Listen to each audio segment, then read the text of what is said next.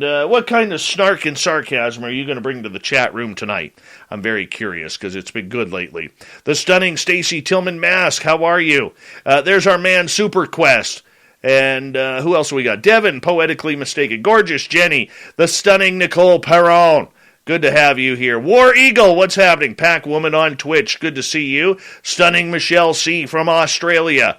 Ian McFadden, Don Hendrickson, nice to have you here. Gorgeous Kathy Evans, what's happening? Steve Wolf, looking good tonight. Iron Dogger, nice to have you here. Mr. Moocher, it's been a while. How you been doing? Nice to see you back. And who else we have? Zach Martin, it's been a while for you. Nice to have you return. And who else? Oh, we're caught up. Remember, a great way to support our show here is through the Super Chat. Be like Apollo 11, right there on the screen. Be like him.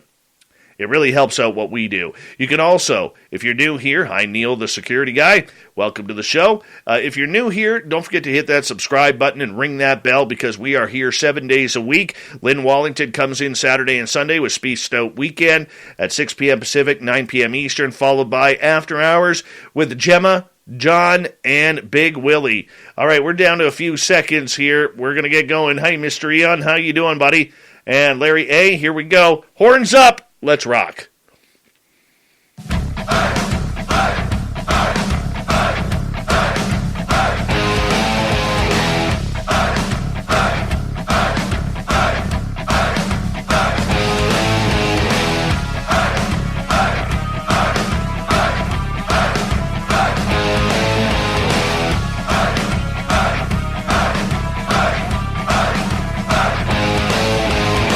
From the mountains of central British Columbia to you listening around the world, this, my friends, is Spaced Out Radio. I am your host, Dave Scott, sitting in the captain's chair of SOR headquarters.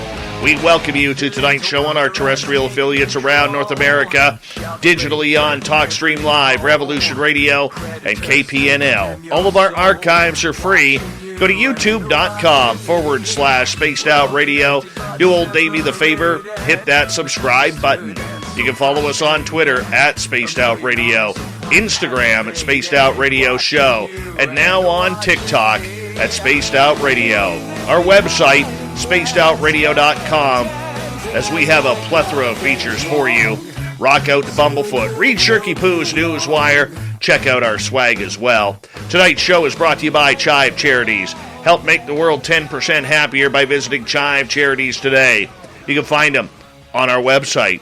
A great lineup for you tonight. Paul Hamden comes in to talk about his relationship with the Zeta Reticuli aliens. Yes, aliens. Who doesn't love this topic? I don't know. I love it personally. Then, hour number 3, we head to the swamp with Swamp Dwellers. Super Duke from World Bigfoot Radio comes in with the Cryptid Report. Shirky Poo's got the news, and we got the thought of the Dave. Paul Hamden is a lifelong contactee who has developed a very strong evidence-based relationship with the Zeta race. The Zetas have healed many people through Paul's connections with him and have worked tirelessly to support humanity. There have been craft physically appearing to Paul and others, and twice he has seen the occupants of those craft up close. At one craft landing, the beings walked around all of those present. There have been many books written by Paul and his co-author, William Trent, such as A Primer of the Zeta Race and the Zeta Interviews. Paul's latest book, called The Zeta Mind, is a shorthand book for individuals who wish to learn how to safely contact ET races. Oh, we are going to have some fun tonight. Paul Hamden, welcome to Spaced Out Radio, all the way from Australia. How are you? I'm good, thanks, Dave. Very glad to have you here, my friend, as this next couple of hours is going to be very informative for anybody who is wanting to make contact. Well, let's start right there. Is making contact with extraterrestrials a good thing? That's a really big question. I'd suggest that if people spend the time to clear their own minds, do a bit of meditation, understand what they might be getting themselves into, then, yeah, it's a great thing. But I think a lot of people just jump into it too quickly, and in doing so, they maybe get into things they don't understand. Now, anything to do with extraterrestrials really is a flip of the coin. I was always taught right from the start, that you really have to put your intentions out there for what kind of race you want. You know, you want something of peace, love, and light. You don't want something that's going to come here, take you, and maybe harm you, or rip you apart, or feed you for dinner, or never see your family again. That's true. Your intention's everything, but I think the problem is, it's like, I'm trying to think of a way to explain this. Somebody wants to sell you a car, but they don't want to show you what it looks like. You've got to take it on face value. And so you've got to try, in some respects, to get some information that's credible and evidential from the beings before you allow them to come to you. So imagine this, so I work as a medium as well. A spirit person comes, they give evidence, the person that's in the sitting can verify that evidence, can't they? Because it's a spirit person that they may, have known. But the problem with extraterrestrials is that you don't know them, and so how do you evidence that contact? That becomes the real issue. So what I say to people is, if you're told something by a race or by a being, that you write it down, ask them, how or when they're going to make this occur, and then you watch what takes place. And the reason I say that is because with evidence, it's actually possible to get evidence from extraterrestrials. And until people realise that and actually really challenge their contact, you're going to get a lot of spirit people that are pretending to be extraterrestrials as well as extraterrestrials that probably don't mean very good for you at all. So, well, let's go back in time a little bit here to when this all started for you. You're a lifelong contactee. Do you remember your first contact? I was about, it's all a bit mixed up, and I'm pretty sure it is for most people. So about 18 months old, I was seeing beings walking around the room when I was in bed.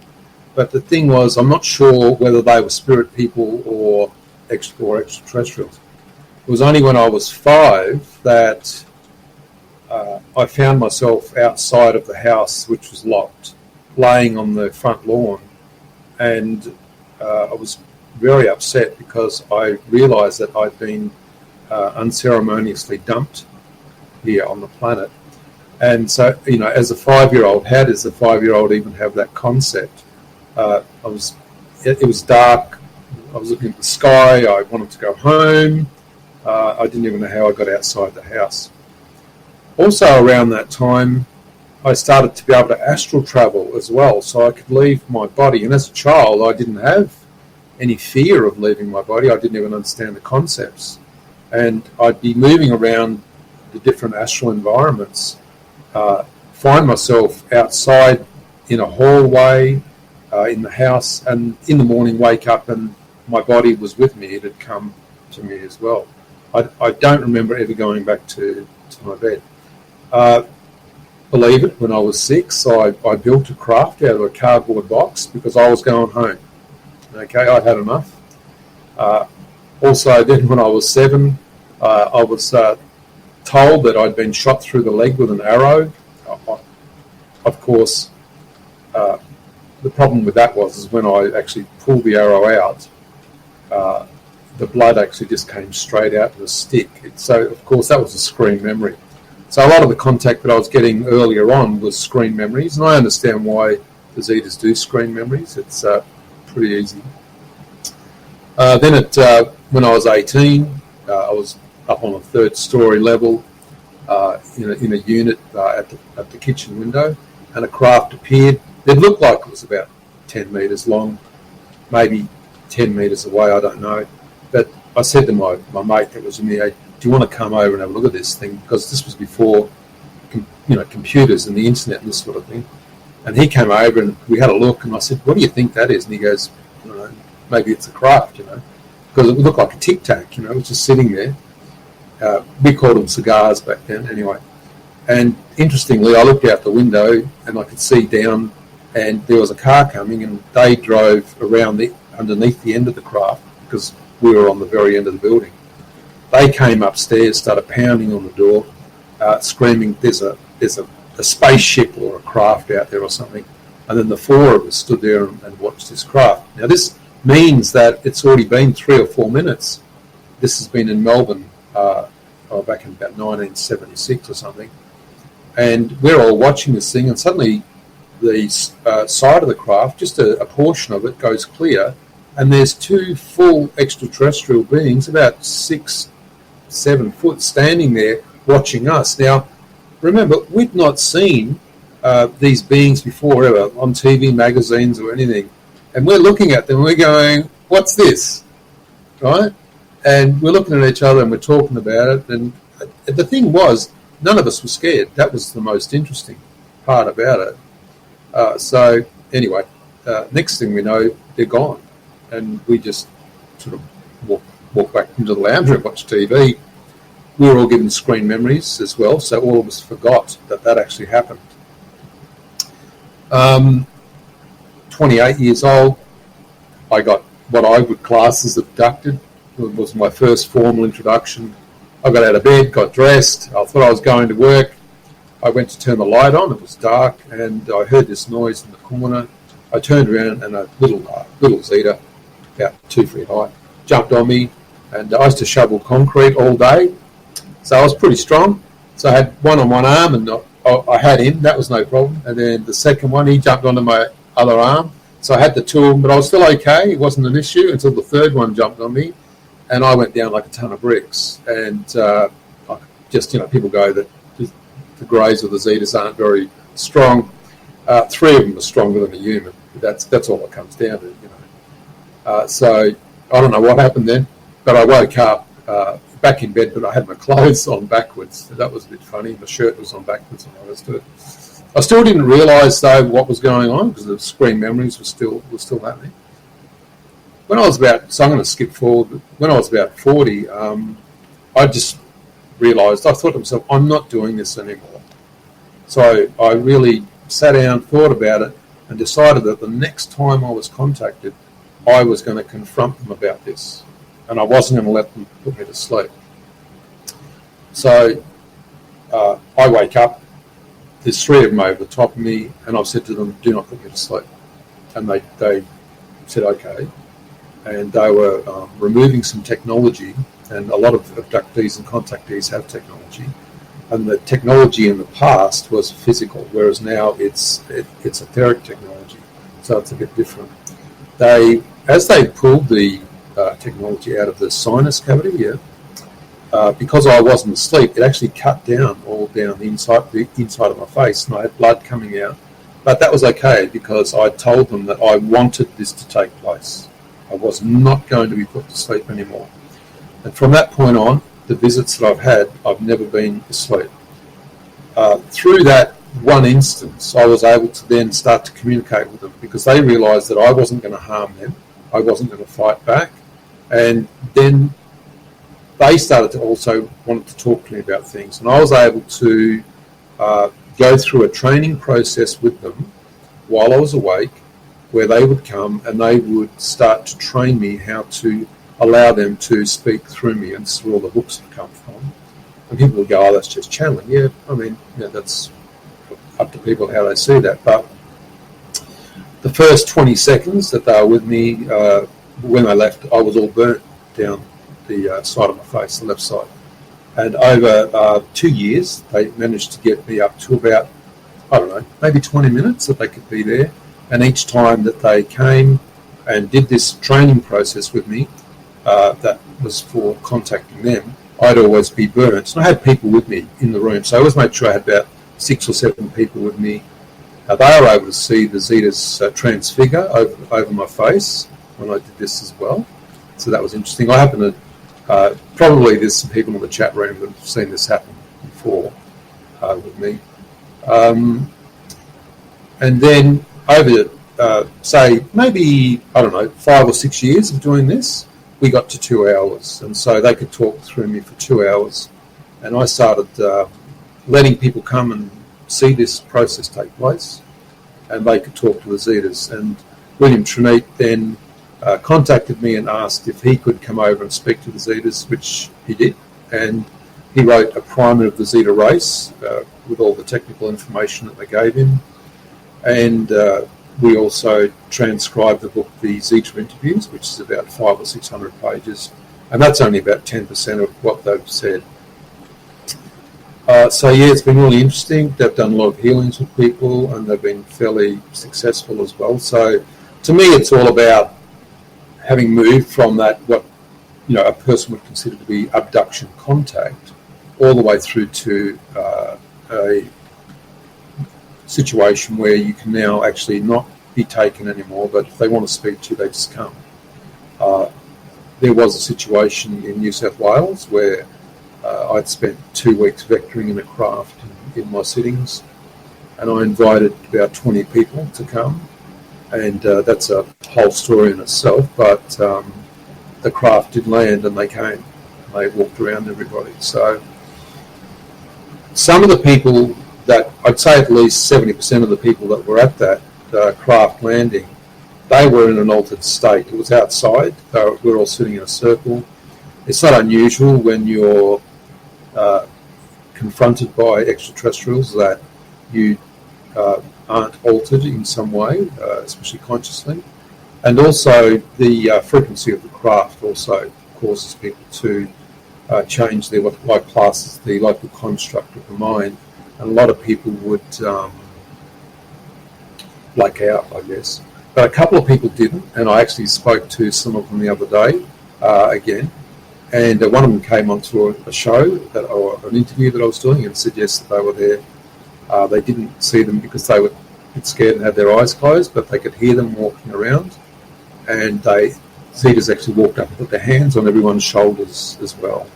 They physically touched everybody to prove that they were not interdimensional beings. And I think when we start to understand how they move in and out of the physical using compression, then we can start to understand that they're actually physical beings. But it's all to do with time, and it's all to do with how people perceive time, why when people have missing time, they may actually have grown a beard or, need to shave. Look, they've only been gone half an hour, but they've actually been gone 10 hours or something. And that's to do with the way that the Zetas use the time compression method. That's basically, there's a lot in that, Dave. I mean, I feel like a kid at the candy store tonight. I really do. Okay. And I have so many questions for you regarding your contact. How did you get sought out by the Zetas? How did you first create contact with them? 30% of the human race are hybrids. So there's every 3 in 10 people that are out there watching this, you're all hybrids. You just don't know it. That's the first thing. So you have to ask yourself one simple question: where did you come from before you were born? And if you know your point of origin, then of course you can understand that part of your consciousness could be in symbiotic relationship with spirit people. So, you come from spirit realm. There's an agreement with extraterrestrials and spirit people to blend into a symbiotic relationship. Your consciousness moves into the physical form via the gestation process, and then you're born, and then you're a hybrid. Once you know that, then of course you can stop the fight, stop the arguments with the races, and you can start to actually work with them. Dave, it's like I take you to the doctors and give you a needle. If you're a child, you're probably not going to want it, But the thing is that, the doctor's trying to do the best thing for you, but you're struggling against getting the needle. I did the same thing. I've been on board craft before as a child. I actually met people that I know now in the physical when I was 8 years old. They were 8 years old, I was 8 years old. We all met on craft, and I know those people now. And they remember everything that happened on craft as well. So when you know these sorts of things, it's easy to build relationship with the race that you're from. Absolutely, and I get that, and I can appreciate that. But while you're having contact, I remember when I first started having contact myself, my good friend Samantha Mowat stated to me that all the good comes with bad and sometimes ugly. Like, once you put up that beacon that you have been taken and that you are one of the ones who've been selected, there are going to be times when other species come in and test you out, see everything, and you may not enjoy it very much. Have you had that happen to you? Absolutely. So I'm also a trained trance medium. So the Zetas will put you under tests. They will test you. Yeah.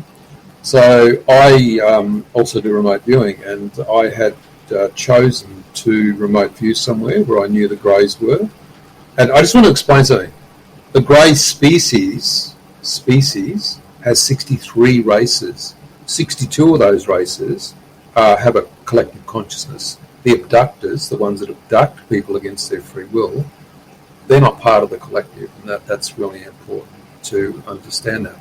So what I did was I purposely chose to remote view a specific base, and they saw me, I saw them. Next thing I know, wake up in the morning, got blood pouring out my nose, and when they had come, it was a real standoff between holding your consciousness and your ability to be able to hold yourself in consciousness while they are trying to force their will upon you. And if you can hold that consciousness, they will leave. They cannot manipulate you. So that was one thing I learned back then. But, I would suggest that, you'll always be tested, but it's up to you and the training that you're given, or you give yourself, as to how you're going to defend yourself. Yeah. We got 3 minutes before we have to go to break. At the bottom of the hour, Paul Hamden is our guest tonight on Spaced Out Radio. Zeta Reticuli is our big topic of the night. Out of those species that other ones that you have been taken by, who has come by to say hello? Okay, the Anunnaki, they spoke in their own language in ancient Sumerian to the citizen. We recorded it. I don't know ancient Sumerian. We've had Sirius A beings. We've had the Palladians come and speak. Wow.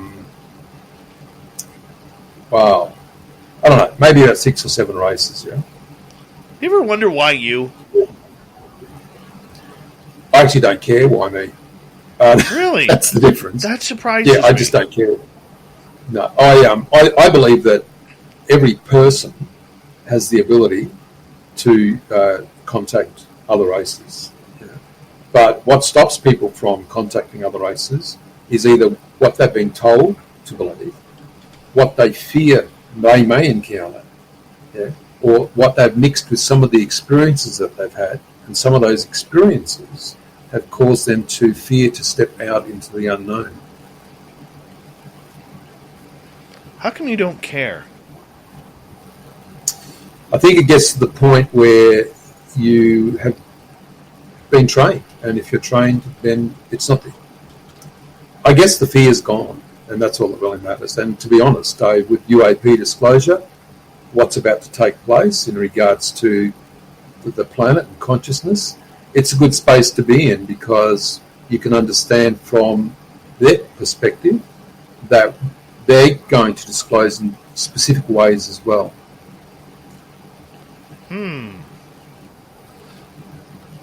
Someone say they've talked with others who were with me when the craft landed. There you go. How close to you was that craft when it landed? That craft would have been at least 50 metres, I'd suggest, away. It was a big craft, because we've got a picture of the landing site, and it was heavy, and it left a big indentation in the ground. It didn't have little legs that popped out or anything like that. The interesting thing was, Dave, and I know we've got to go in a minute, I think. In about 20 seconds. We should talk about what happened when that craft landed when we come back. As someone who has seen a craft on the ground, we're going to have a very good talk when we return on Spaced Out Radio. Paul Hamden is our guest tonight. If you go to Amazon, you can find his books all on alien interaction and the Zetas as well. I highly recommend, if you want to get in contact, this is one of the people you want to talk about UFO landings right in front of you. How much more exciting does it get than that? How would you react if all of a sudden Marvin the Martian dropped his spaceship right in front of you? We'll find out when we return on Spaced Out Radio next.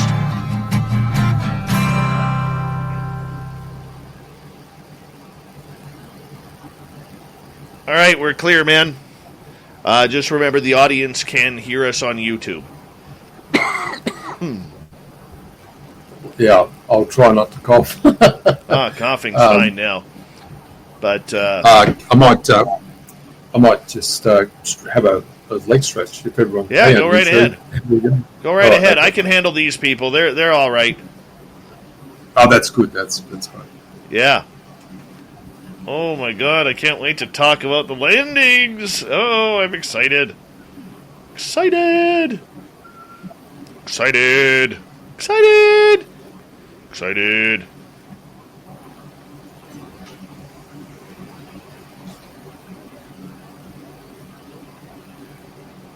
Mm-hmm. Mm-hmm.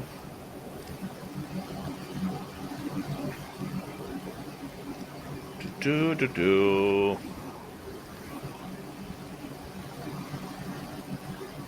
Where'd that go? Thought I hit that. Oh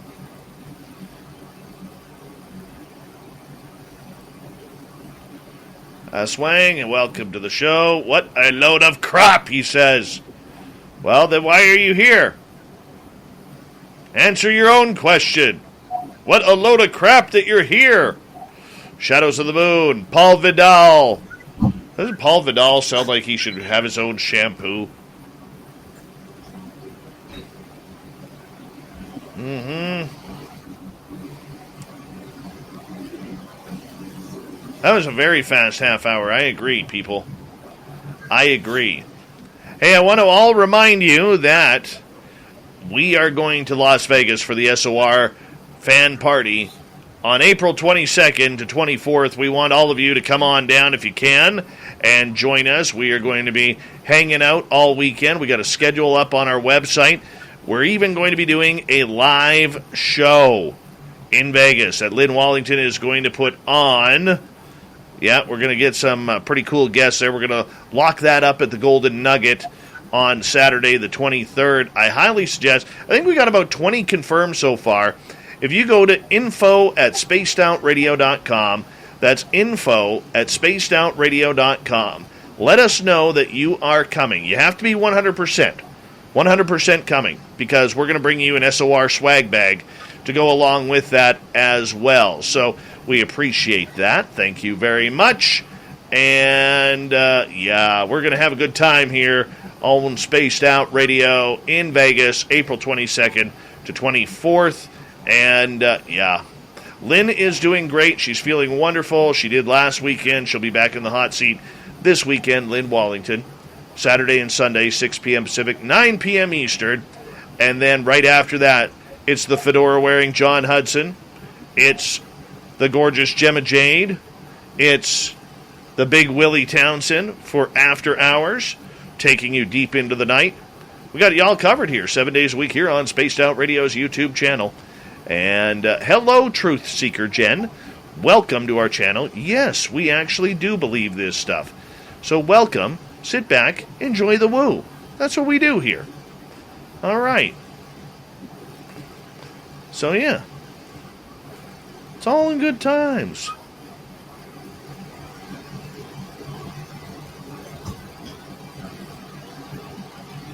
Swag.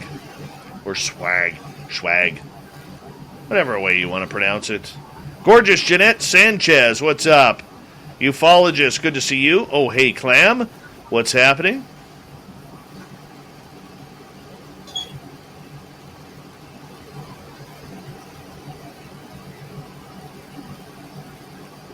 Oh, let's see here.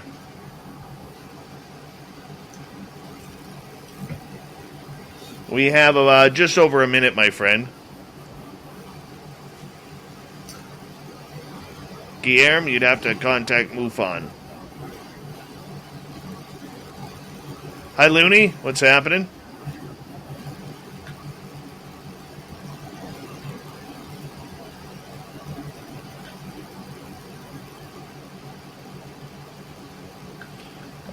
right, I want to say a big thank you to Apollo, Linda, Jeremy, Michael, and Kira for the amazing super chats.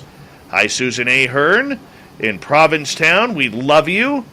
I can't wait to come back to see you. Really can't. Doc from Wyoming, welcome back. Remember, the super chat is a wonderful way to support what we do on this show on a nightly basis, so thank you so much. If you haven't already, hit that subscribe button, ring the bell. We're here 7 days a week. And, of course, thank you to all the veterans who are tuned on in. You always have a safe place in our chat rooms, so thank you very much for your awesome and dedicated service. Here we go, everyone. Second half hour next.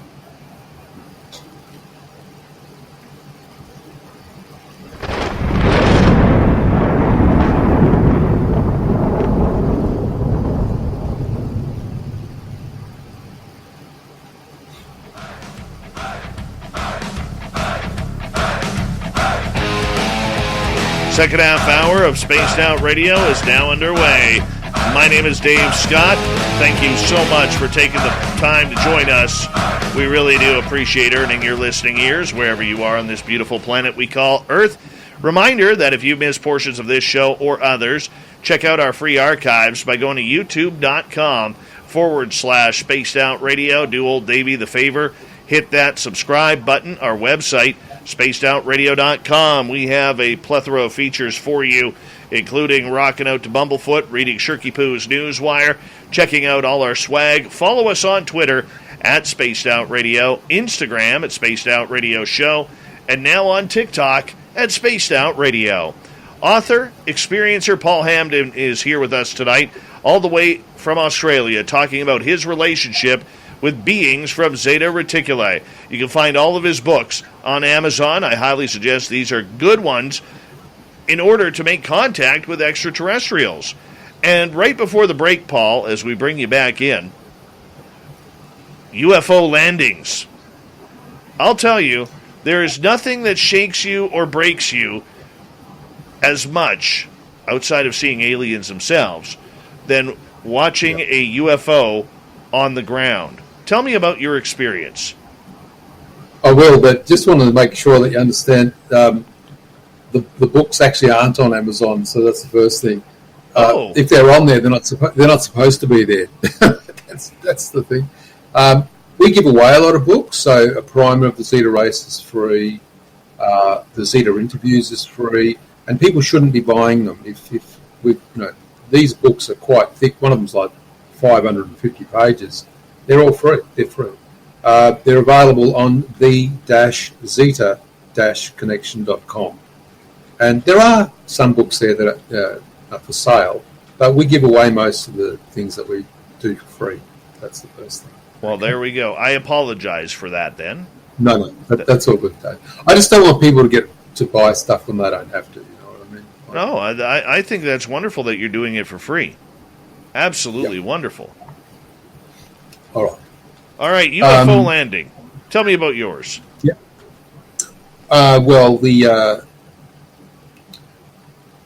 Okay, so where do I start? So there's a bit of training that's involved in working out how to vector a craft. I believe that a lot of people call it C5, but it depends where you get the training from and what you do with it. So I was taught how to vector craft in a little bit differently, I guess, but by the Zetas. But we spent 2 weeks showing them where they were going to land, and I'd organised with the other people to come to that night to the property. So when the time arrived that day, everybody arrived, and the property was about 25 acres, and around each of those properties were about 25 acres as well. And so most of the properties also have animals on them, cows, horses, dogs, and those sorts of things. And I knew that there was going to be an issue with animals, because animals and extraterrestrials generally don't mix too well initially. Example, I had a cat, and every time the extraterrestrials came, he'd try and sit on the wall, so he'd be jumping up onto the wall. He thought it was the floor, so he lost his ability to understand his three-dimensional space. But anyway, so everyone's sitting in a circle. It's getting dark, but it's a very, very clear night. and all of the animals start to howl. So on all the properties, all the dogs start to howl. Now, this phenomenon is something that myself and others that are with me always see. If I'm here and they're coming, the animals around my house will start to all howl as well. You know? Then what happened, which was pretty interesting, I think this is one of the more interesting aspects of it. I looked to my right and I saw this like a cloud coming, but it was very low, but it was rolling as it was going along. And as it was rolling along, about, I don't know, two meters above us, it rolled across the top of us and continued to roll. So now there's a complete blanket of like steam or cloud or something above everybody.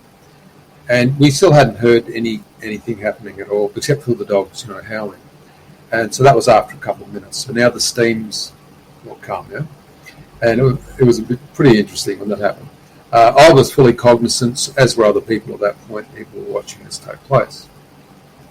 Everybody was pretty quiet. There was a sense of expectation, I guess. We weren't really sure. We were hoping the craft would come. The craft, then I could see through about 50 metres away, this craft starting to land, coming down, and it had some specific lights on it. I don't generally mention them, what they look like, because then, that takes away people's other experience if they see it for themselves. And the craft landed, and by that time I was looking around at everybody. We had a big fire in the middle as well. And you could see that a lot of people started to slump forward as the energy changed around, the circle. And the ground was this really thick sand. If you walked on it, it was really crunchy. Anybody that tried to walk on it, even a dog, it would crunch. That's just the way the soil was. And all of a sudden, through the steam, which had now gone right down to the ground, you could see all these shadow figures coming from the craft. And they came from my left-hand side, and they started to walk around. They went right around, and they were standing behind people. There would have been, I don't know, I didn't count them, but there would have had to have been at least 10 Zetas that were more than 5.5 feet high. And they were stopping and putting their 3 fingers, not 4, where people think they're 3 fingers, on everybody's shoulders and stopping directly behind each of the people. They only stayed for a very, very short time, and I believe that it seemed like a long time, but this is a bit to do with time compression, and that it must have only been, 30 seconds, but it might have been longer than that. They all just walked back to the craft. The craft just disappeared. It didn't even bother to take off, it just disappeared. And then the steam, it rolled backwards and disappeared, and then all the animals stopped howling. You there, Dave? Yeah, I'm listening away to you, man. Okay. Yeah, okay. I want to ask you, with that landing, being about 50 meters away, did it make any sound? Did it make any type of wind that was blowing in your face? Nope. Because I think a lot of people would try to assume it's much like a helicopter, which it's not at all. No. They've got technologies that they don't even worry about gravity. I mean, this is the whole thing. Like the other morning, right? So I got woke up at 4 o'clock in the morning, and I was like, here we go again. Quite often I just find myself, I'll get up and I'll go and stand in the kitchen because I think it's raining, and it's not raining. I can hear rain. Rain, to me, seems to be a precursor to them coming. They like to wake me up with a bit of rain, It's just that with the whole, incident at that morning, they were talking about compression, and they were talking about they move at about 10 times faster than what we do. And so when the first thing they do is the craft comes, you see it go from here to here, but you don't see it move if they moves really fast. All you know is that you see it and then it's gone. Right? That's because they're using what's called a compression method. Now, I don't understand the technology behind this at all, but it makes a lot of sense to understand that when they're using this compression method, they can be in one place and then not be there at all. But you've been sitting there, or if you're with other people and they're not part of the experience, they can actually look like they're frozen in time because you're now part of their compression process. There's a lot to this, and I understand that. But generally, when the craft comes, there's no wind for us. They just appear and disappear, and that's to do with compression. Did any beings come out during this landing? Which landing, Dave? The one I just described? Yeah, of course. There would have been about 10 of them out walking around behind everybody. As I said, I didn't count them. Yeah. With my landing, I was actually called outside. I was sitting in my friend's house. And it was about 10 o'clock at night when I all of a sudden got called outside. I remember getting like high anxiety, like I had to go outside at that moment. And when we went their back field, you could feel it, but it wasn't noticeable until we asked to turn the lights on. You know, show it. Actually, we said, before we said turn the lights on, I said, out of God's peace, love, and light, you called us outside. Can you please show us where you are? And that's when it flicked the switch. And the lights were on. It was probably about 150 yards away from us. Yeah. And it was amazing. It was the brightest white light I've ever seen, yet I could look at it without squinting. Yeah. You know, after 30 seconds, it turned its lights back off. And then when I asked again a second time, I said, if you're of alien descent out of God's peace, love, and light, can you turn your lights back on? And boom, the lights came back on. But the white light was brighter and wider through the trees. And there was this blue cylinder standing vertically, probably 20 to 30 feet, with this black cloud that was rotating counterclockwise from the bottom, and then it would make its way about halfway up, and then it would make its way back down. And then after about 30 seconds, the lights went off again. And I said, just so I know I'm not crazy, and I'm not even yelling this, I'm talking the same volume as you and I are right now. I said, just so I know I'm not crazy, can you please turn your lights on one final time? And the lights came on again. But when they went out for good, never saw it again. My friend wanted to... Your friend was with you, yeah? Yeah. That's awesome. Did you see any beings? No. That came 5 days later. Oh, well, there you go. Yeah. But the interesting part about that was I was scared. I can admit I was scared over that, Paul. And my friend wanted to walk up to it. And I said no. And when she asked why, I said, because I'm not going back into your house as suspect number one. Yeah, that's fair enough. True story. So, I'm not sure if the people that are listening understand or have, maybe they do, I don't know. But so your physical body has an etheric body, and your etheric body is a mirror image of your physical body, yeah? And you sense everything through the energetic body, yeah? And the energetic body, as it senses things, comes down and it engages with your psychological processes and your emotional processes. Quite often, the etheric body is the first thing to realize that there's something going on around you, like your intuitive processes. So when the extraterrestrials come, of course, the first thing that they're going to affect is your etheric body. The physical body has no way to understand extraterrestrial contact, and because of that, you may sense fear. And that fear then alerts you to your fight or flight mechanism, and then, of course, you start making decisions based around that. But if you can train yourself to bypass those mechanisms, those processes, that etheric body change can actually be a litmus test for you to work out how to evidence their contact. And so what will happen is they can then come into your space, even though you can be fearful, your physical body can be fearful, but you are able to recognize it because you've named it, and you've named it as being extraterrestrial contact. The physical body will then stop having any fear whatsoever, and then will allow you to interact with them either mind to mind or whatever way that they choose to speak to you. Okay. So with that, you know,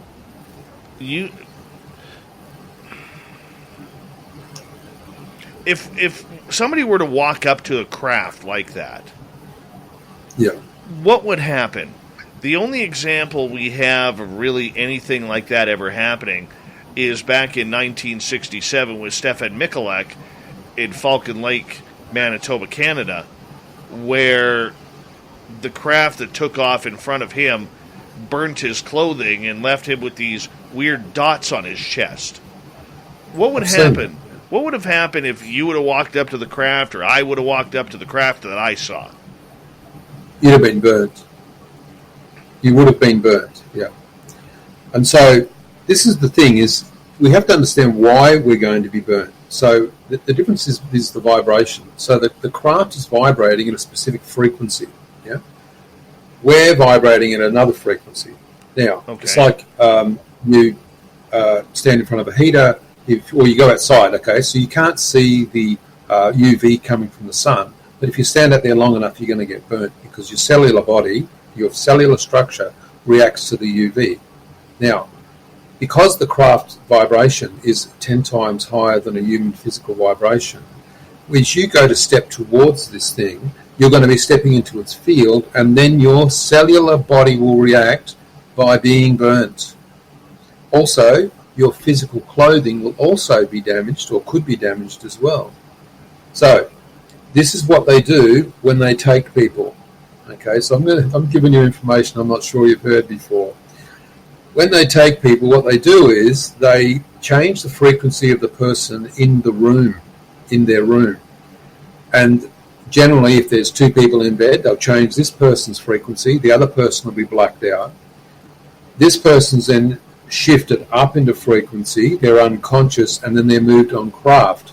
Because they're moved in frequency while they're unconscious or asleep, their cellular structure doesn't respond because their cellular structure has changed in frequency. They move onto craft, they don't get burnt on craft, they're put back in bed, they then have their cellular structure or their frequency drop back down to normal.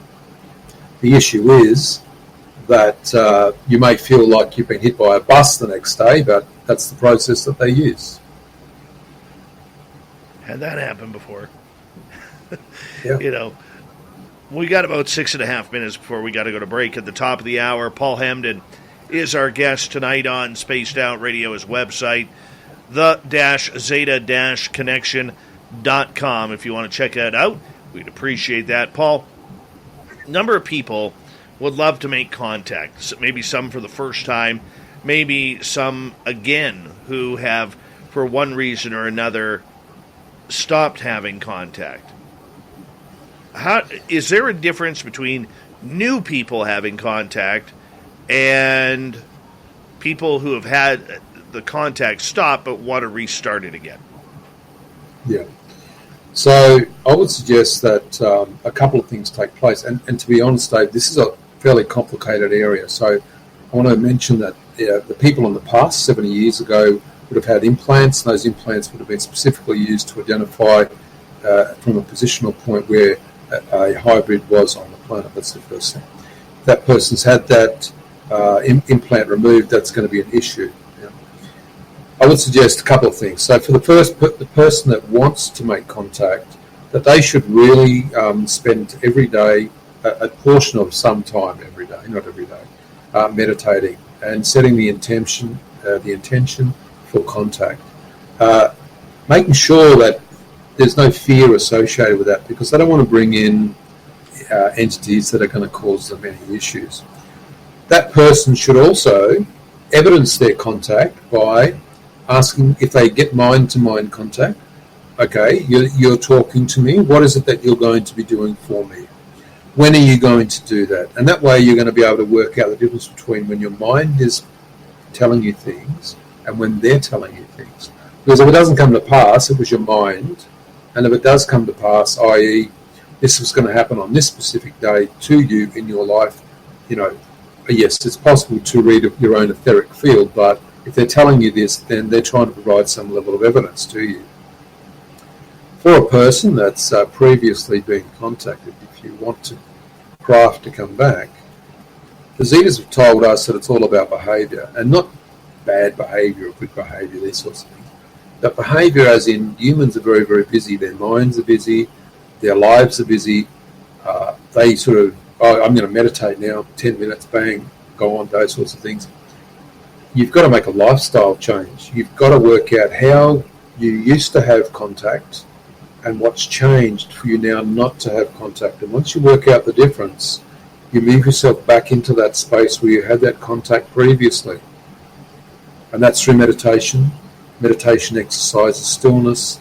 And there are other processes as well. To be honest, I actually teach all this online for free as well, in Zoom chats and stuff, in groups. And so there are ways to teach people how to contact as well. I totally want to take that group. I'm one of the ones who've lost contact. Yeah, I know. And it bugs me. It bugs me bad. And I know it's because my schedule has taken off. I don't meditate enough. I don't spend enough time staring up at the stars. I used to be able to summon UFOs. Can't anymore. Haven't been able to do it for about, since I was cursed in 2015. Maybe that's something we could talk about another time. Oh, yeah. Between you and me, I mean. Oh, yeah. I'm an open book for my audience if you want to. Oh, okay. Well, if you want to talk about that, that's fine. I'm quite happy. We got 2.5 minutes. How about that? Yeah, go for it. So what the hell do I got to do here to get some aliens, man? Well, the thing is, you're saying you were cursed. I mean, then if you believe that, then obviously you have allowed the intention of that thought process to assimilate into your etheric body and consciousness. They can't get to you anymore. The curse was lifted. Was it? Yes, and I have been taken since then. I just don't have any. Good. I just don't have any conscious sightings. I haven't seen a UFO in years. I don't have any conscious. That's sightings. What you think, Dave. Well, Dave, that's what you think. But the problem is that we need to talk in the next hour about screen technology and how screen technology is used to embed.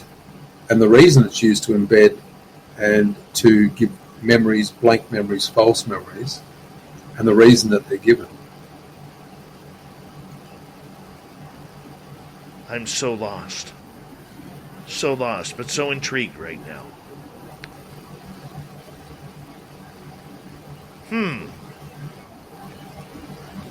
Okay, so it's a mental block. Or it's not just a mental block. Think about it. If someone comes into your space and you go, gee, I don't know how that makes me feel, it has to do with your etheric body, filtering down into the physical. And so, when we talk about memories, when we talk about connection and contact and those sorts of things, we need to start to do specific functions like a sphere technique. And the sphere technique is used to be able to clear all of your energies. And if you can understand what your energies are, and generally breath work is the way that we work with our own energies. Once we understand that breath work holds harmonics, and those harmonics then provide us with contact, we get contact.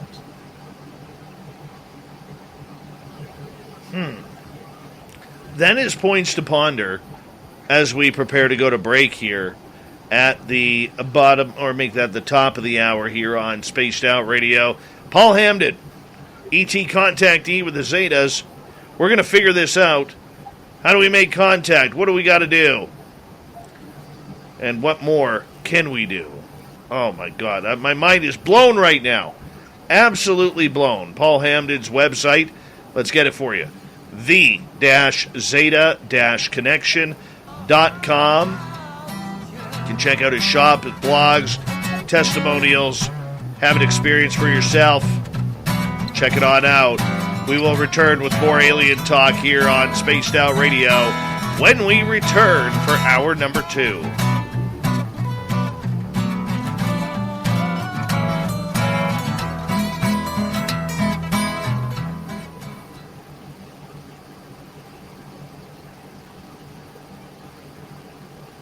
All right, we're clear, man. Okay, great. Trying to put it all together. And, I mean, are we able to talk while we're off? I know we're on YouTube, but... Yeah. Oh, yeah, okay, great. So I actually run workshops where I teach people how to contact spirit. Right. But how to also contact guides, extraterrestrials, those things. It always comes down to the breathing.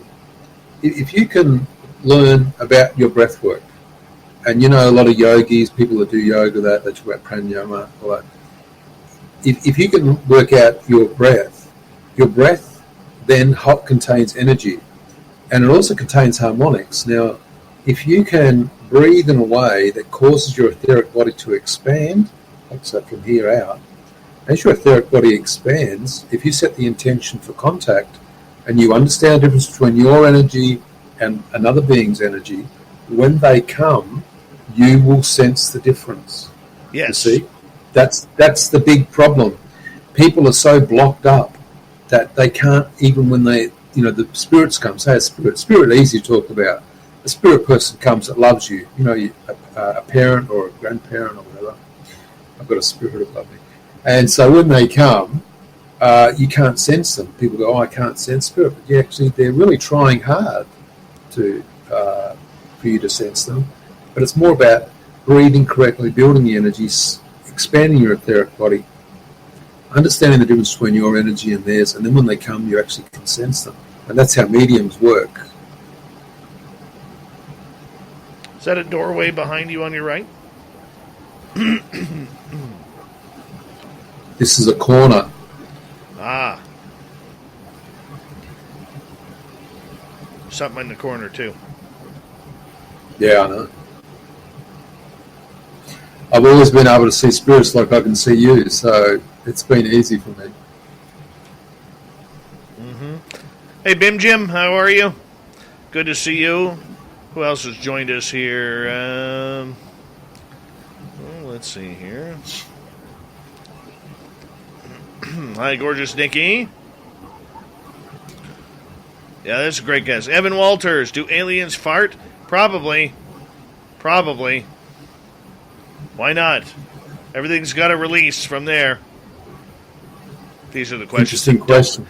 These are the questions that don't make it to air. Oh, right. I was going to answer that one, believe it or not. It's the same as the human body. The human body breathes most of its waste out as well.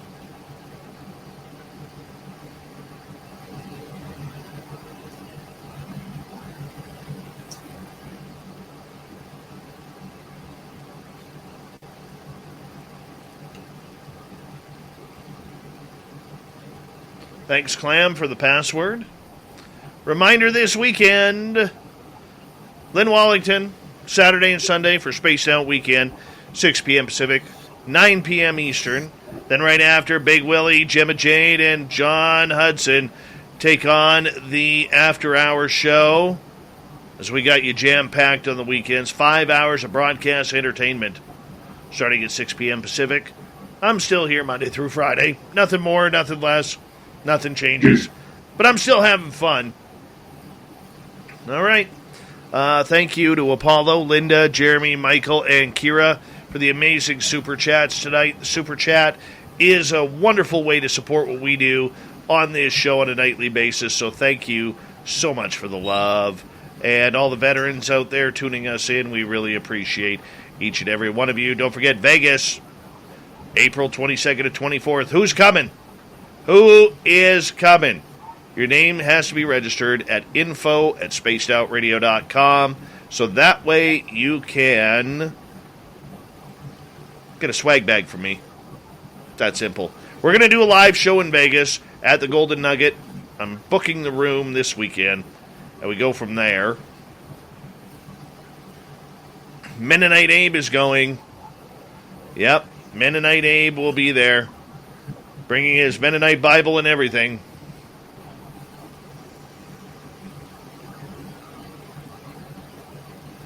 Jim Lucier, welcome. Mike Roberts, good to see you. Thank you, the lovely Dirt Road, for that amazing super chat. Really appreciate you.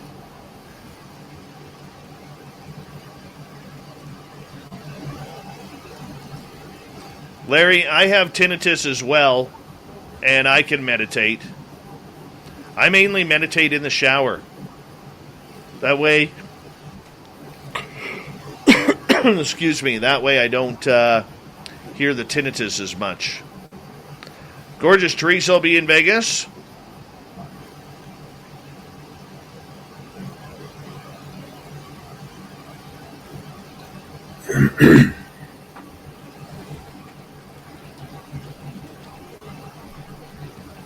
Congratulations to England and the United Kingdom for lifting all mandates.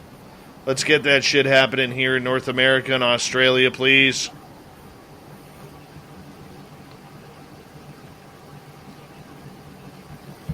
Yep. Return back to normal. Brazelhoff, how are you, man? Good to see you. Thank you to all the veterans who are tuning us in. You always have a safe place in our chat room. Thank you so much for your dedicated service. All right, guys. Let's do this thing, hour number 2, with the big bad Paul Hamden next. Here we go.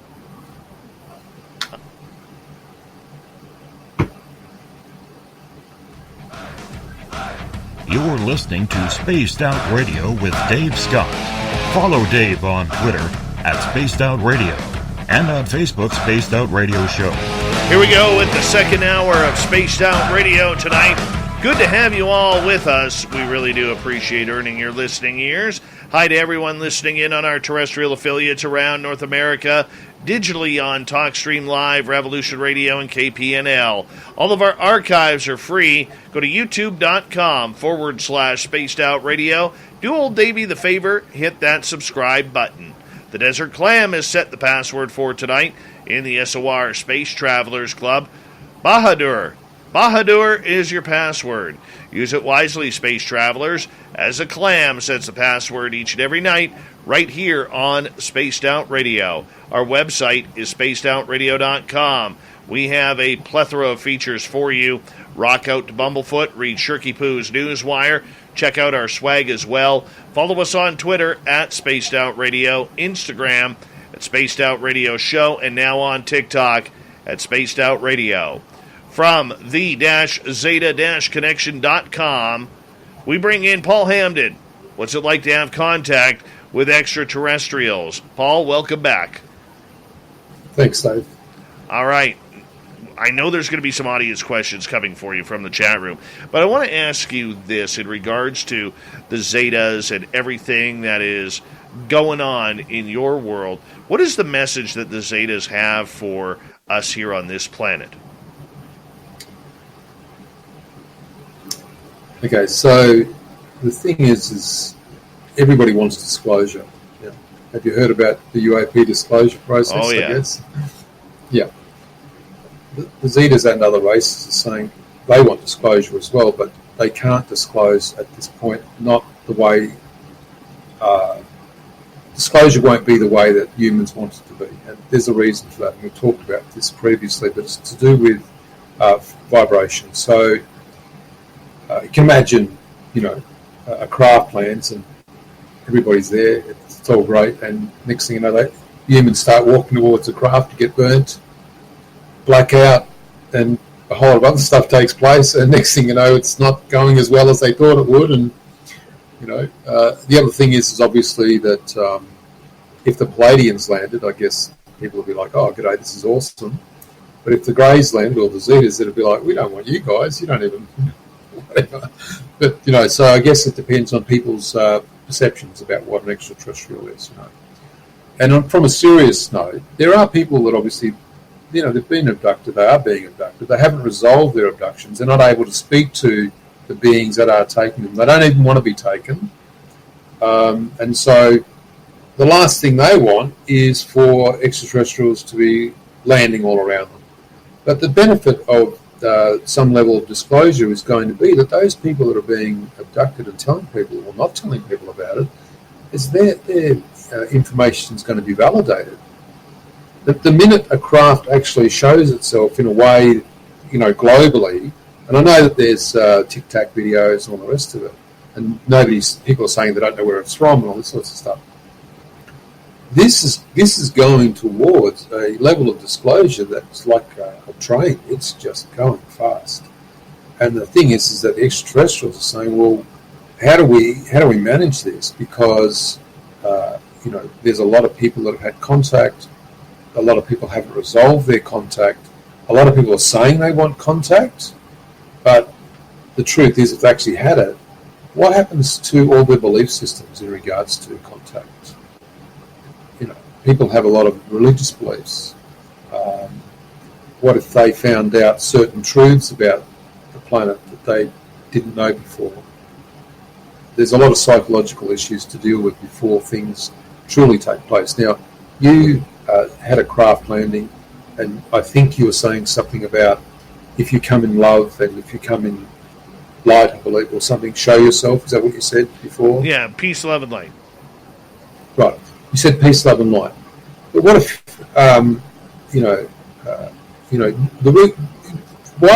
why did you say that? It was the only thing that sounded right because I'm a God guy and I'm God-fearing and I wanted that protection. Yeah, so that's what I mean. So you're standing there as a craft and you're asking for protection, right? And then the craft shows itself to you. Yes. But there's a such thing as free will on the planet, and the beings aren't going to come unless the whole planet all at once says, you know what, we want this. Now, 99% of the people on the planet don't want this, and they want to stay in their very comfortable environment, and I don't blame them. Yeah. All right. Well, we got some questions here from our audience. We'll kick them off right now. Anne in Portland is wondering, what is the purpose of the frequency change? To keep the body safe? I would ask, and is that question specifically related to when the person is taken on craft? And if it is, then that's exactly what it's about. But the other thing we need to think about is our minds. We'll call our minds our local construct, because our local construct gives us the ability to be able to filter all of the things that we perceive and understand. Now, your mind operates at a certain vibration, and if it's not protected by a screen memory, then what will happen is that there's capacity or potential for a person, once they're on a craft or moving towards a craft of a different frequency, that their local construct will collapse. And so quite often the mind has to be protected in consciousness before they're able to move on board a craft. And it also keeps the body safe, yes. Follow-up from Anne. Can changing our frequencies aid in healing? Is healing something they would do? Absolutely.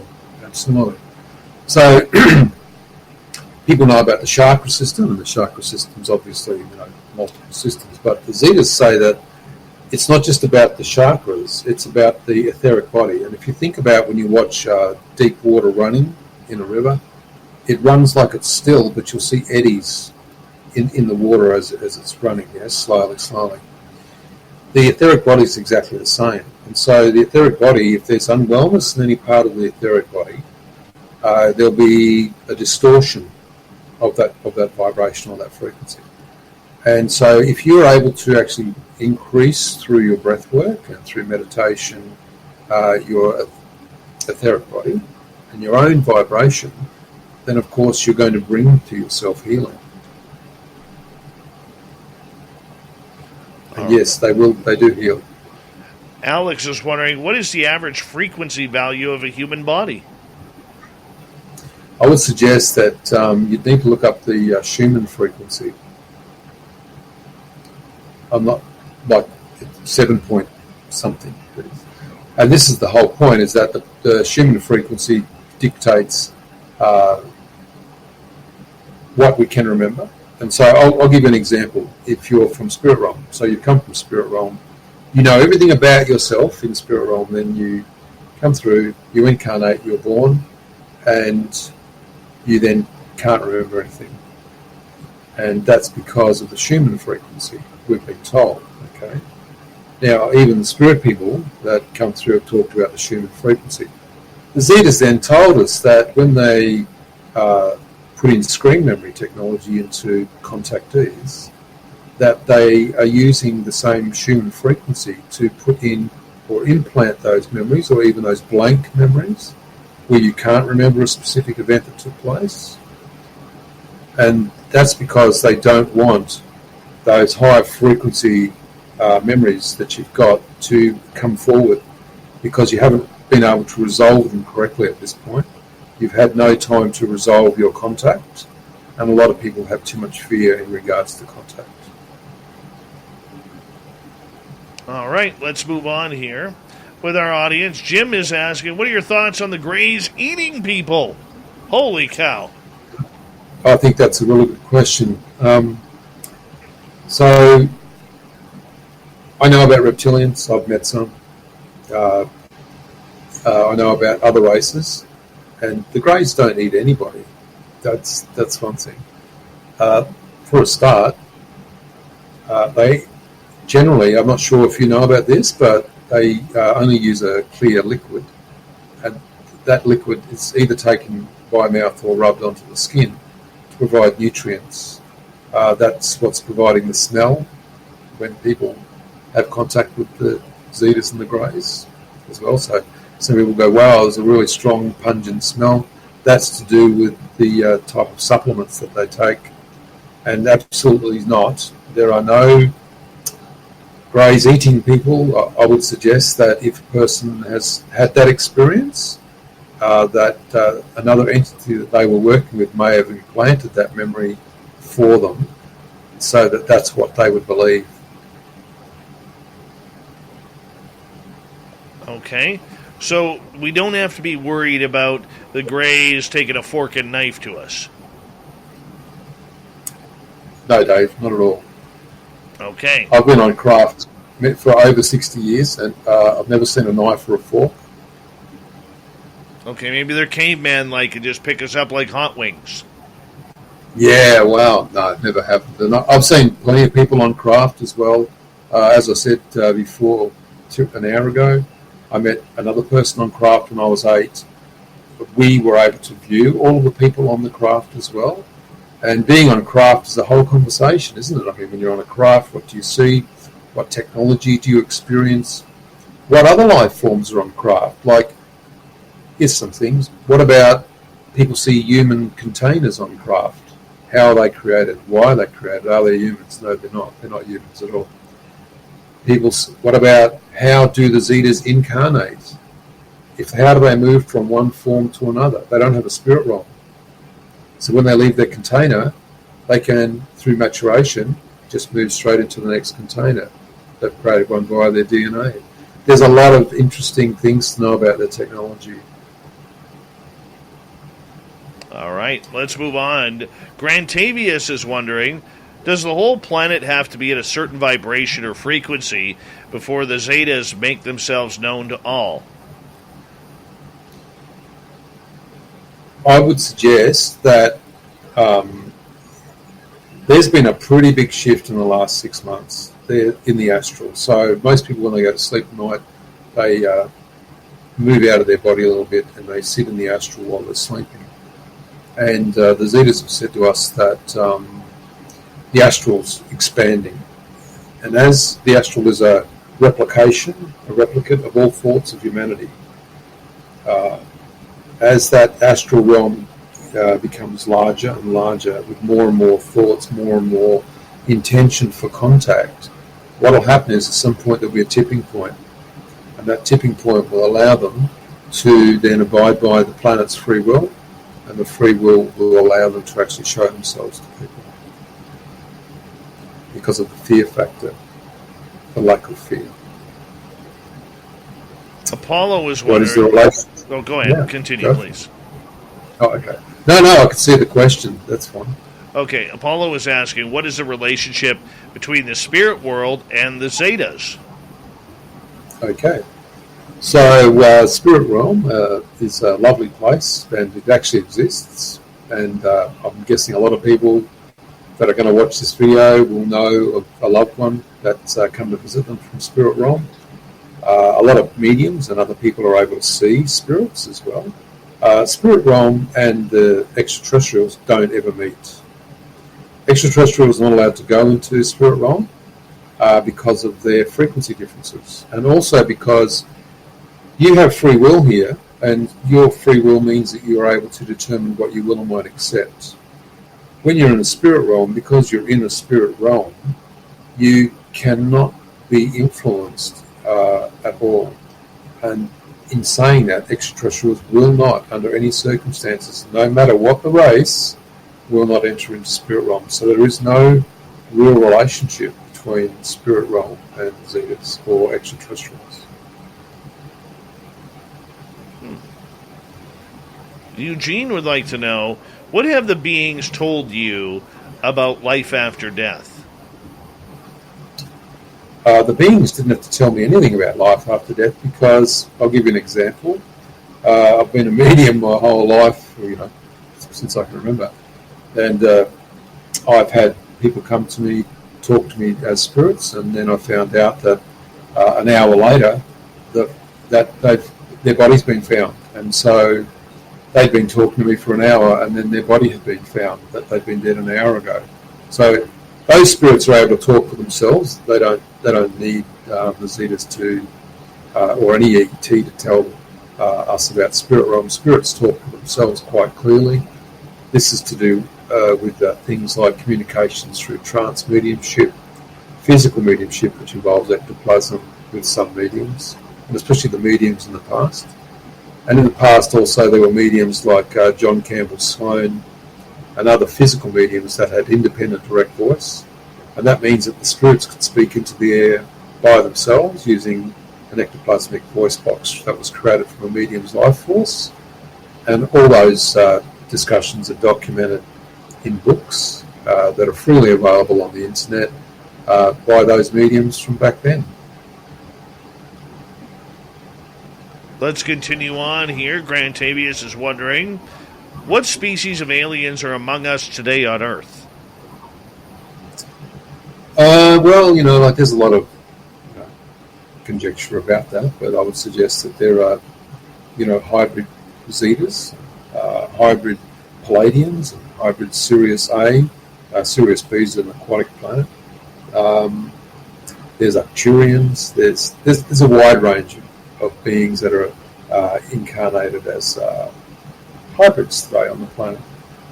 And those people generally have an inkling of who they are anyway. And that's really important. There's multiple ways, names, star seeds, indigo, and all the rest of it. But there's always been incarnation by these races on the planet. But about 70 years ago, it started in earnest because of what the extraterrestrials saw was the future of mankind.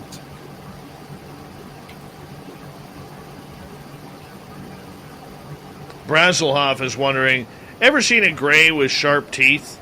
Preston Dennett, the author, has featured a few accounts of grays with teeth. Interestingly, that's actually not the greys, but they look like them. They're a race called the collectors, and those collectors live in the astral. So yes, but not greys. Interesting. Okay. Yep. Moving on here, 5900 would like to know, which race are behind the missing people? People go missing and vanish. I don't know. I don't know, and I don't know who the 411 missing people are. He misspelled it. David Politis, a researcher up here. He's a member of MUFON, and he's a Sasquatch researcher. He's a former police officer, has a very successful series called Missing 411, and that's what he's talking about. Yeah, no, I don't have any information about that. Okay. We've only got information from, we've only got information from the Zetas. And, this is a very large planet. There's a lot of things going on. What do the Zetas look like? They look like greys. The Zetas, though, as I've said to before with about the species, there's a grey species, right? And there's 63 races. Now, those races generally all look the same. I would suggest that some people even think that they're all clones. But if you understand how they procreate, is a word that they actually don't, and how they create their containers and how they move from one container to the next, you'll then understand why people think that they look like genetic clones. Yeah. So I want to explain that. So you can imagine humans, mum and dad have a baby, all that sort of stuff, swap DNA, genetics, and there's a child. There's some of their consciousness comes from spirit realm into the child. The child's born, all the rest of it. The Zetas don't even have that process. The Zetas don't even have a spirit realm. So imagine that you are an extraterrestrial and you're living for, I don't know, a couple of hundred years, and you've decided that the body's wearing out a bit. Your technology is so advanced, all you need to do is take some of your own DNA, maturate that DNA into a healthy body, and then because of the fact that you don't use a spirit realm, you're able to just move your consciousness as a human would in astral travel, and go and populate the consciousness, to populate with consciousness that body. Now, people on craft have seen many of these bodies, these containers, and they think that they're activated by AI. Well, they're not actually activated by AI, they're activated by the being. So I'll give you an example. You're a long way away out in the middle of nowhere, solar system, and you want to travel to Earth. So what you do is you populate the craft with 10 containers, 10 bodies. Now, if you just travel under normal circumstances through a non-compressed state, you're not dematerialized, and you're not going through any portals because all these sorts of things damage the cellular structure of the container, then what happens is they do the proper process of flight, and they arrive. Now, of course, it's been a drone. The craft is a drone, but it's got consciousness, so it knows actually where it's going. Once it's arrived, it sends a signal back to the planet. The beings there then just, via progression of consciousness, populate the physical containers of the body, and the body's animated. The craft then does its scientific investigations, or if the craft lands, the beings come out, walk around, do what they need to do. Once they've finished, the containers that are being used by the consciousness are then put back into stasis, and then the consciousness of the beings goes back to their own original bodies in stasis, which is quite a quick process.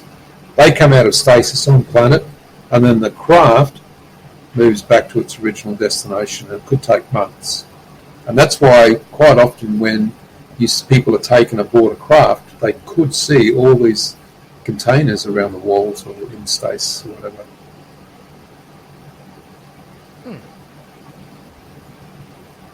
In the containers of the humans alive? Are you saying are there human containers? Yes. So are there humans? Are there humans on craft? Yeah. So the humans that are on craft are there, but they're not in containers. Yeah. If there is a human form in a container, then what they've done is they've taken the DNA and they've replicated the human form. Now I understand. And then they can populate. Yeah, and they can populate it with their own. So we're thinking about two different containers. One are the grey-looking beings, the short ones, the medium, the tall, whatever. And the others are the human-looking containers that are just a biological entity. Yeah, but they're not humans.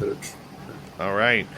I'm going to get you to hold on right there because we have Paul Hamden for another 30 minutes here on Spaced Out Radio, talking Zeta Greys. We got a bunch of great questions from our audience coming on in, and we appreciate that. And then we got a jam-packed hour number 3 where we have Swamp Dweller. We have World Bigfoot Radio, Super Duke, joining us. We got the Dave 101 in the back end, Shirky Poo with the news, and maybe we'll squeeze in some thought of the day. Spaced Out Radio continues with Paul Hamden right after this.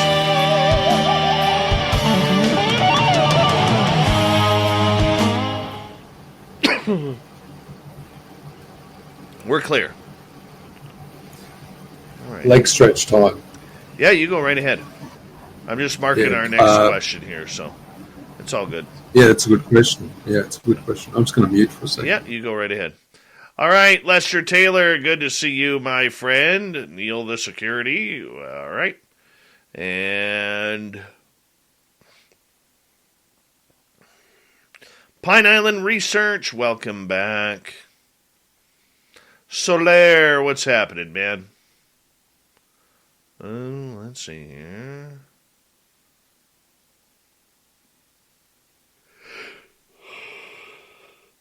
Oh, excuse me. Aussie Tiger, how are you?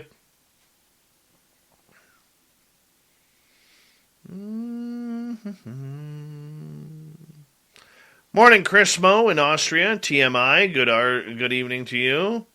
And we're caught up there. Oh, there's little Stevie Franchise. Hanging on out. Michael Elwell, welcome to the show.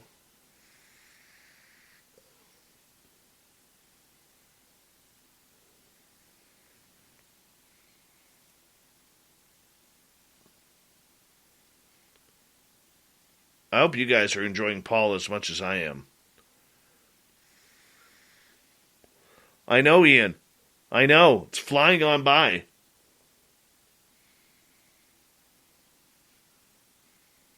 $4.16 Bitcoin, how are you?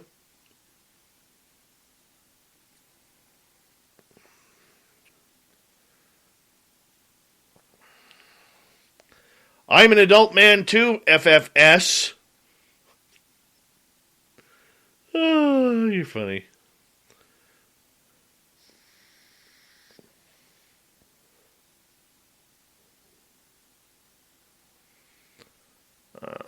All right. Just so you guys know, UFOCon 2022, I will be speaking in San Francisco. I think Lynn Wallington will be speaking there as well. It's the final weekend of March now. The event got delayed 1 month, and Lori Fenton apologizes for that. They were having some troubles at the hotel getting the full booking, but everything will be good by then. I will be speaking, so will Lynn, so make sure you join us there the month before Vegas. It'll be a lot of fun. Or if you can't make Vegas, join us in San Francisco. It'll be good. What temperature is it there right now? In Australia? Yeah, where you are. It's always 33. Lovely. Let's see. And 28 at night. Let's see. Right now, I'm sitting at 2 degrees Celsius, 35 Fahrenheit, waiting for the snow to start falling again. And then snow all day tomorrow. And let's see here. Hey, Dave, one thing. Can I clarify something about the races? Sure. Do you want to be back on the air to do that, or? Oh, you can do it right now. Okay, so with the grey species, there's 63 races. Okay, now 62 of them exist in the collective consciousness, and they have a lot of hybrids on planet. That's the first thing. They give them screen memories to protect them from the frequency shifts and obviously the fact that a lot of people fear contact. They don't realise why they're being contacted. One of the specific races of the Greys, and I call them the abductors, they don't abide by the underlying law of free will, and because of that, those beings are actually doing some things that are just not on. They're in service to self. They're doing genetic experiments and manipulation that they shouldn't be doing. And the Zetas themselves are actually trying to modify that situation to stop that from happening. it's a bit difficult because when you're talking about as many beings as exists in that species, it's quite difficult. It would be the same as if coming to this planet and trying to get a whole country, a race, because it's a human species, to stop a specific behaviour, stop a war. Yeah. So I just wanted to clarify that because there are people that are being taken, probably, by abductors and having experiences that they don't want. And then there are a lot of other people that actually generally are able to move their what they consider to be abduction through to a contact experience. And then someone like yourself, you want to have more contact. And it could be that you're a hybrid yourself, and in doing so, your race is coming to contact you now. I've had. I got to get you to stop. I got to get you to stop right there because we're just about to go here. Okay.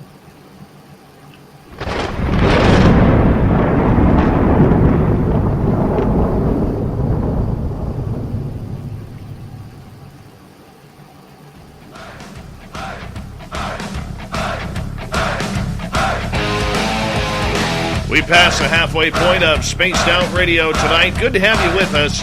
My name is Dave Scott, sitting here at SOR HQ. Good to see you all. Want to remind you that if you missed portions of this show or others, check out our free archives by going to youtube.com/Spaced Out Radio. Do old Davey the favor, hit that subscribe button. Our website, spacedoutradio.com. We have a plethora of features for you, including rocking out to Bumblefoot, reading Shirky Poo's Newswire, checking out our swag as well. Follow us on Twitter at Spaced Out Radio, Instagram at Spaced Out Radio Show, and now on TikTok at Spaced Out Radio. We continue on tonight with Paul Hamden, his website, the-Zeta-Connections.com. If you want to check it on out, learn about ET contact, connection with the Zeta Reticulans, and more. And we're continuing with some audience questions here, too, at the top of the hour. Anne is asking, Paul, if we think we know we have a false implanted memory, how can we get to the true memory? That's a really difficult question because you have to ask yourself a few other questions previous to that. Why do you actually have a false implanted memory? What purpose does it serve? What part of the consciousness that you hold is it supporting? If the implanted memory didn't have a reason, then it wouldn't be there for a start. Now, a lot of people go, they're just using screen memories so that we don't remember what they're doing because their behaviour's not correct. That could be true in some cases, but what if it's to do with the fact that your mind needs to have that screen memory in place? If you remove that screen memory in any way, you may actually have a problem psychologically if you remove it. When people go and get hypnotherapy and have screen memories or they have memories, you have to ask yourself about the validity of that type of technique. And is the subconscious mind actually creating the memories for the person? And of course, then if a person with the subconscious mind believed that it had, or even the conscious mind, had a screen memory, would you then create your own removal process and then add in your own story? The consciousness is quite complicated. And I've actually removed a screen memory once of my own. I had to put the screen memory back. What was that like, removing it?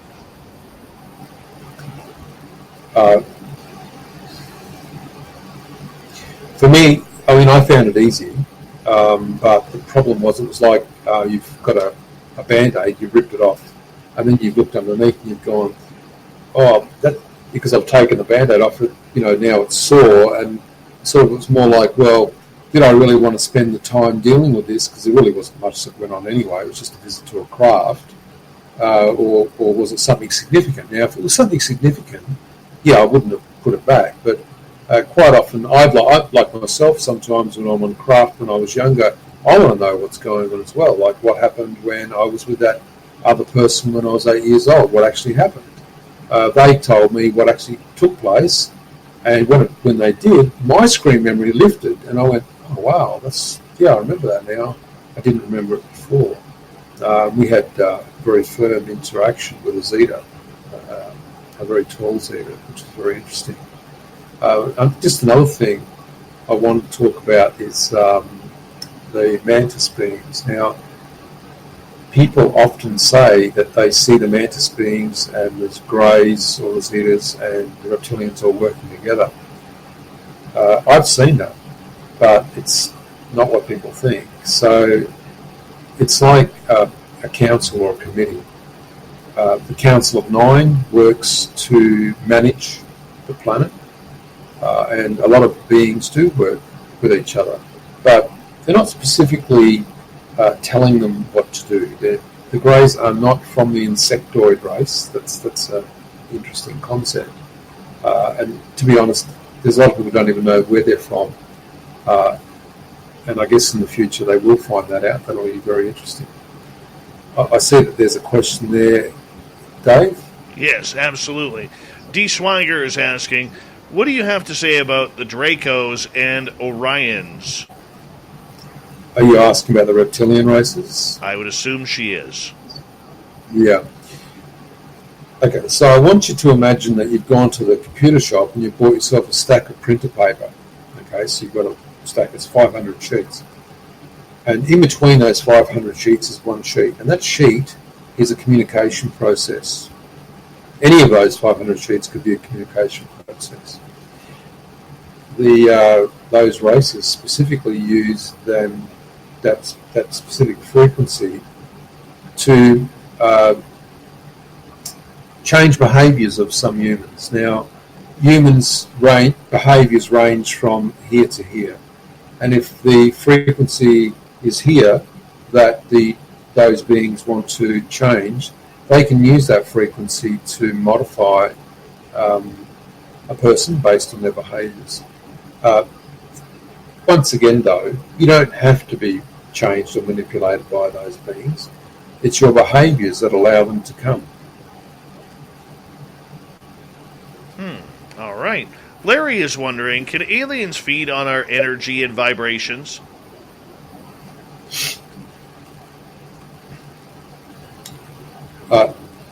When we talk about aliens, we have to understand that if there's, 200 billion galaxies, the potential is there's 200 billion races. When we say aliens, it's possible. Let me ask you a question. Do you think it's possible for humans to feed off energy of other humans? Hugely, yes. There's your answer. Yeah, so there is your answer. If humans can do it,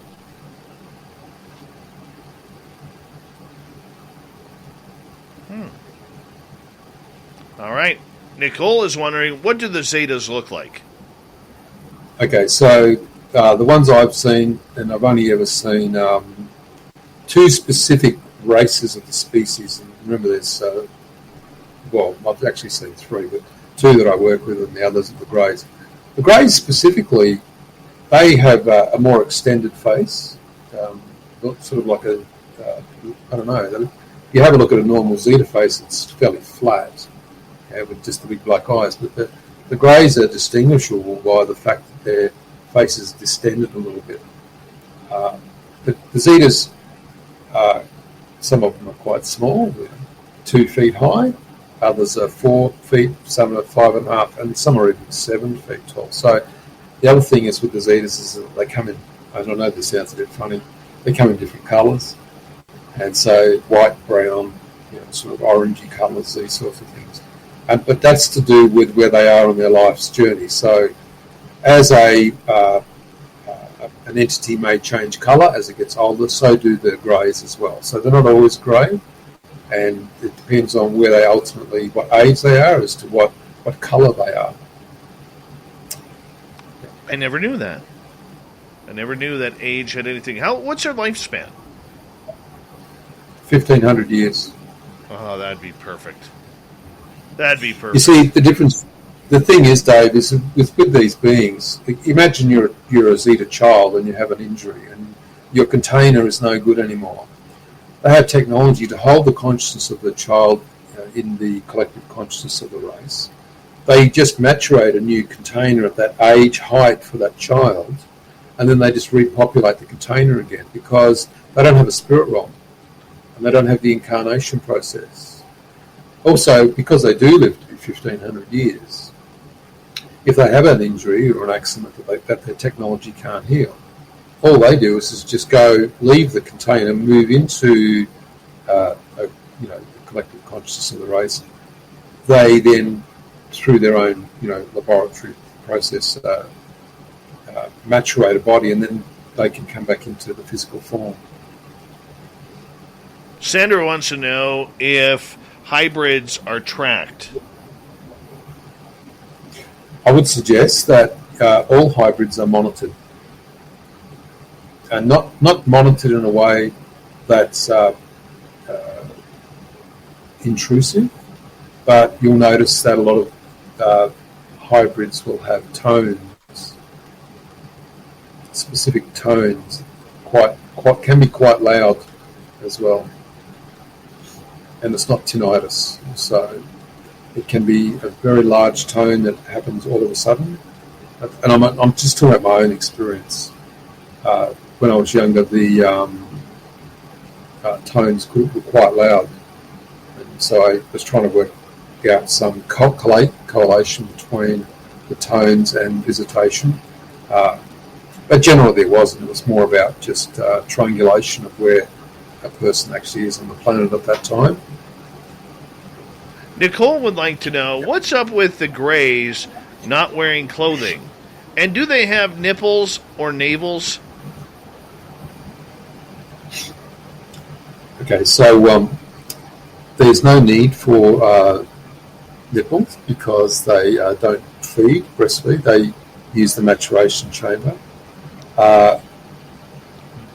You don't specifically need clothes if you've never seen anyone with clothes. It's interesting that humans probably wear clothing. Yeah, it's the way society's developed, but their societies don't specifically use them.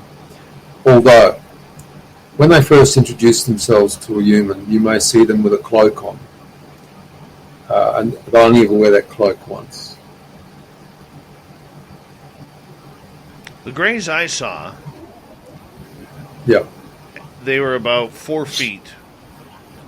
Yep. They had on like a silverish black bodysuit. Yeah. What would that be about?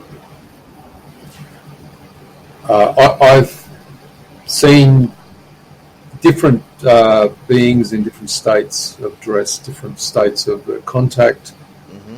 My assumption at this point would be that it would depend on where they had been travelling from, what the container had done while it was travelling, remembering that they would not have travelled in full consciousness. So the container, if the container was a physical container and it was on planet, that container, that physical container, would have had to have travelled in a craft to get here, and it didn't have a consciousness in it, so that suit may have served some type of purpose while they were in stasis. All right. This leads to Tony's question. Paul, I'd like to know, why do the ETs put clothes on backwards and sometimes get clothes mixed up? Yeah, well, that's what happened to me. I woke up with my shirt on backwards. That's actually good evidence because I thought that I had been, lucid dreaming or something. And, I was talking before at the beginning of the show that I had the three of them come and they took me down. They put the clothes on backwards because they don't wear clothes. And if I gave you some jewellery, Tony, and the jewellery was complicated, and I said, here, put it together. If you'd never seen how it looked, you could put it together all wrong. Not all the beings that come to this planet have been here before either. So there's a lot of them, and a lot of them are being trained. So having your clothes on backwards is good evidence. The only evidence I ever had was 2 scratches on my back. And I went to take a picture of them, but I said, you know what, I'm going to go to the bathroom first. And then after the bathroom, I went and got changed, went and ate some breakfast, got my day started. For some reason, I'd forgot about it. And then 4 hours later, I remembered about these scratches. They were about 4 inches long, about an inch apart. There were 2 of them. I went and took my shirt off to take a picture, and they were gone. Yeah. No scarring, no nothing. They were gone. Yeah. Messed me up. I had contact about 2 months ago, and I noticed that I had what are called eraser marks. If you get an eraser and rub it on a surface, it leaves a mark. But they were mirror images of each other, and I took pictures of them. Over a period of, I think it was 7 days, I took a picture every day. Oh, wow. And on the 7th day, they both disappeared at the same time. It's very important to always seek evidence of your contact. Okay, so if anything happens to anybody, document it, evidence it, write it down, because at some point you'll start to develop a catalogue of information, and that will then become meaningful to you. All right, let's get to another question here. Neil is wondering, is sleep paralysis spiritual or ET related? I would suggest that sleep paralysis is based around the fact that the mind wakes up while the body is asleep. Now, sleep paralysis also means that your consciousness is able to think, and because it's actually associated with the subconscious mind dreams and imagery. You're trapped in your physical body, but you're awake. And, of course, the fear associated with that you can't move, then starts to generate a whole lot of other astral-type activity. Because you're actually, when you're asleep, you're in the astral anyway, a lot of people report that they have encounters or have night terrors when they have paralysis. I'm talking about this because I've experienced this myself when I was younger. And I had to teach myself to move my little finger so that I could physically wake myself up, but there were no extraterrestrials around me when that had taken place. Okay, let's continue on because we are running out of time and have way more questions. JKGN is wondering, do the Zetas believe in God or fear God? The thing is they do not fear God, but they know that God exists. They know that source consciousness that created everything exists. And when you talk to them, as with other beings, other races, they also understand that they are the creation of source consciousness. It's good. I think it's great that other races can come and evidence that there is a consciousness that exists. And I think the question is, there's only 2 realities here, isn't there? If there is no God, then we shouldn't exist. And if there is a God, then that explains why we all exist. Whether your belief system around God is the right belief system is up to you to determine. All right, let's move on here. Zochito is asking, what dimension are the Zetas from? Our dimension, the 3rd dimension. They exist in the Zeta Reticulum on planet as physical beings. But their technology is such that they look like they're from a different dimension. Eugene wants to know, how do you get out of your body? Could you explain, please? Yeah, astral traveling means that you relax your body to a state where your body's on the verge of sleep and your consciousness is on the verge of sleeping. You hold your consciousness on the edge of sleep, and once you've done that and the body falls asleep, you're able to step out of your physical body. Sounds easy, but I don't think it is. But some people naturally are acclimated towards astral travelling and other people aren't. There's plenty of information about astral travelling on the internet. Mike wants to know, if the Zetas were to be watching the show right now, would they be surprising to hear you speaking of them? No. Grantavius would like to know, do these craft go faster than light to get from one destination to another? No. You see, these craft, there's a difference. So they're able to dematerialise, and because they can dematerialise, it means that they're able to move through specific portals as, I guess, energy. And they can arrive in places much faster than, I guess, any human known technology could at this point in time.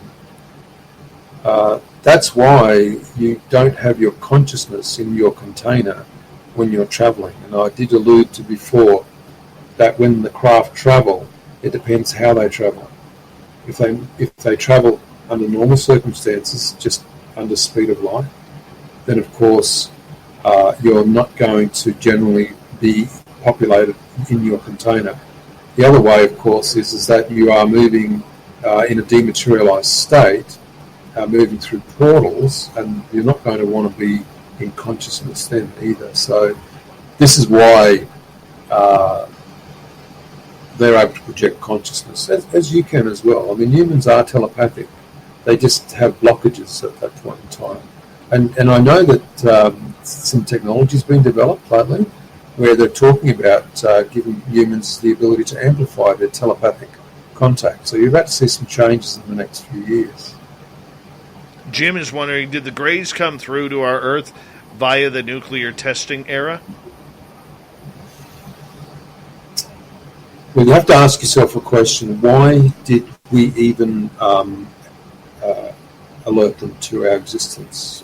And I think if you start to understand that everything produces some type of pollution, whether it's EMF, radio waves, or whatever, once other races were alerted to the fact that these humans existed on this planet, then of course they would have come and actively monitored all the behaviours of humanity.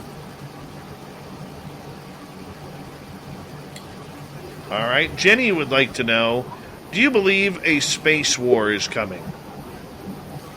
No, there is no space war. There would never be a space war.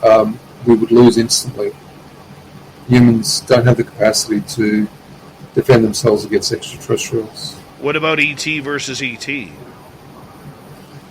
Oh, look, those sorts of things do happen. Even in the history of the Zetas, there was a war between one of the Zeta races and some Orions, and the planet got destroyed. I mean, that happens. It's the nature of the universe. Continuing on here, Apollo 11 is wondering, who or what is behind cattle mutilation? I actually don't know. And we've never asked. Glenn would like to know, as we got 2 minutes left, Zeta Reticuli has no extrasolar planets. Where do the aliens reside? Yeah, well, you've got to think about I think it's called the Hologorium. And the Hologorium, the reticulum resides within that. And so it's not just the planets that you're aware of. There are other planets that are unmapped, and a lot of these beings actually live under the surface of the planets as well. They don't live on planet. Got time for one or two more here. Witchy is asking, do you think there will be open public contact to the masses of Earth with any species soon? No. As explained before, there's no capacity for humans to, like Dave and I were talking about before, when you walk towards a craft or a being, you get burnt, you black out. All these things have to be negotiated first. Humanity needs to shift and it needs to change. We got 45 seconds. Do me the favor, Paul. Tell everybody where they can find your books and your information. Yep. So the zeta-connection.com is the website where all of our information is. There's free books there. Download them, have a read, see what you think. If you can buy, if you can think about it, yeah. If you can't think about it, don't think about it. The books we've always given away freely. There are books for sale, but they're different books. Those books are guides on how to contact extraterrestrials. So have a read around the website and see what you think. Love it. Love it. Paul, so much fun with you. I do want to talk about maybe taking one of your classes to reconnect. I just absolutely adored tonight. So thank you so much for making a very fast show and interview with you tonight. That's okay, Dave. Anytime, and contact me if you want to have a chat. Definitely. Paul Hamden, everybody. The-Zeta-Connection.com is his website. Coming up next, we got Swamp Dweller. We got Super Duke and the Cryptid Report. Yeah, jam-packed next half hour on Spaced Out Radio next.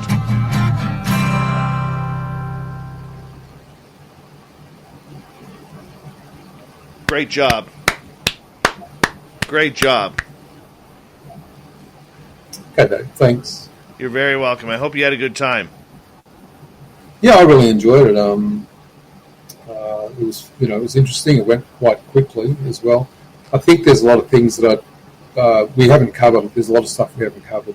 That's the problem, because there's a lot more to this. Oh yeah, especially things around off planets, like DNA banks, all these sorts of things. Contact, levels of contact. Yeah, it's all very interesting stuff. Well, that just means there needs to be a next time. Okay, there'll be a next time then. Perfect. We'll let you go. Enjoy your afternoon, and I'll get my team to contact you, and we'll go from there. Okay, Dave. I'm really interested in your experience. I'd like to hear more about it. We will talk. I promise you. I promise you. Okay. All right. Take care, Paul. See you then. Bye. Paul Hamden, everybody. What a great show. He's just so matter of fact. Look who it is, everyone. It's Super Duke. There he is. His microphone isn't on, though.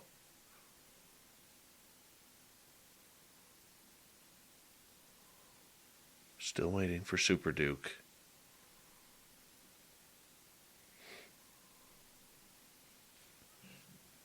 Sounding totally not there, man.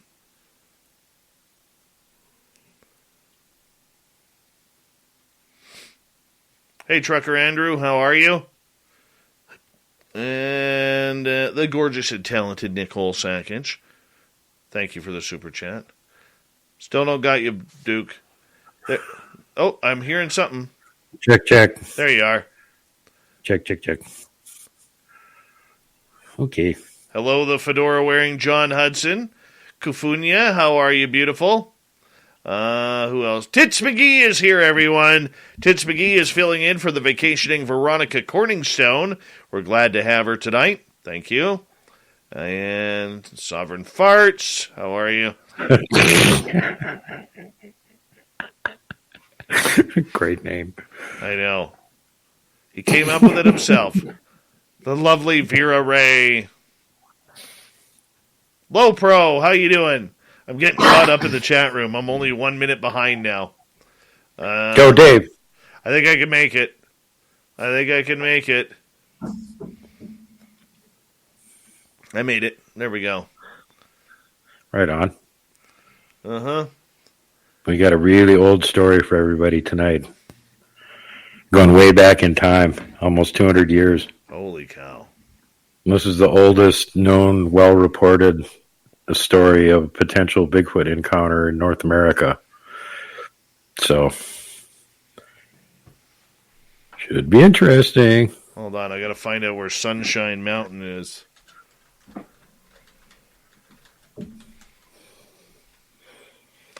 Sunshine Village?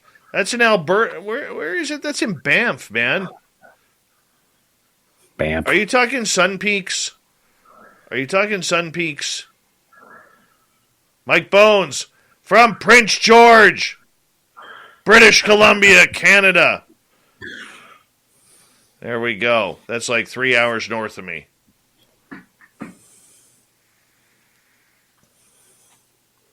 Banff. That's the sound that X-Man Nightcrawler makes when he teleports. Banff.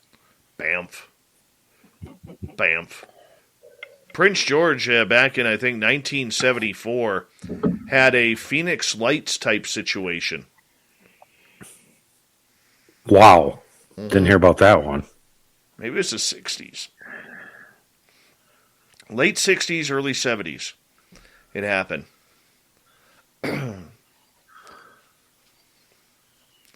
Nicole Sackage is all about alien nipples right now.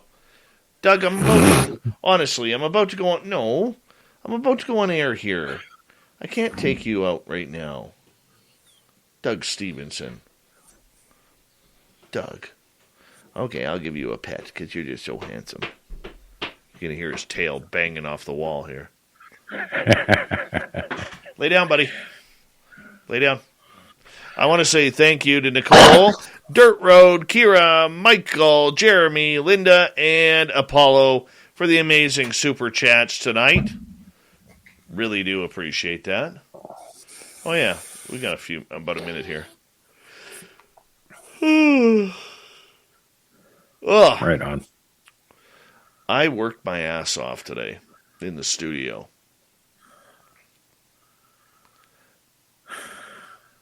Yeah, I'm just editing the Sunday show while I was waiting to go on air with you. When we get done, I'm back to editing the Sunday show again. Know the feeling. Hope you liked your cameo. I did.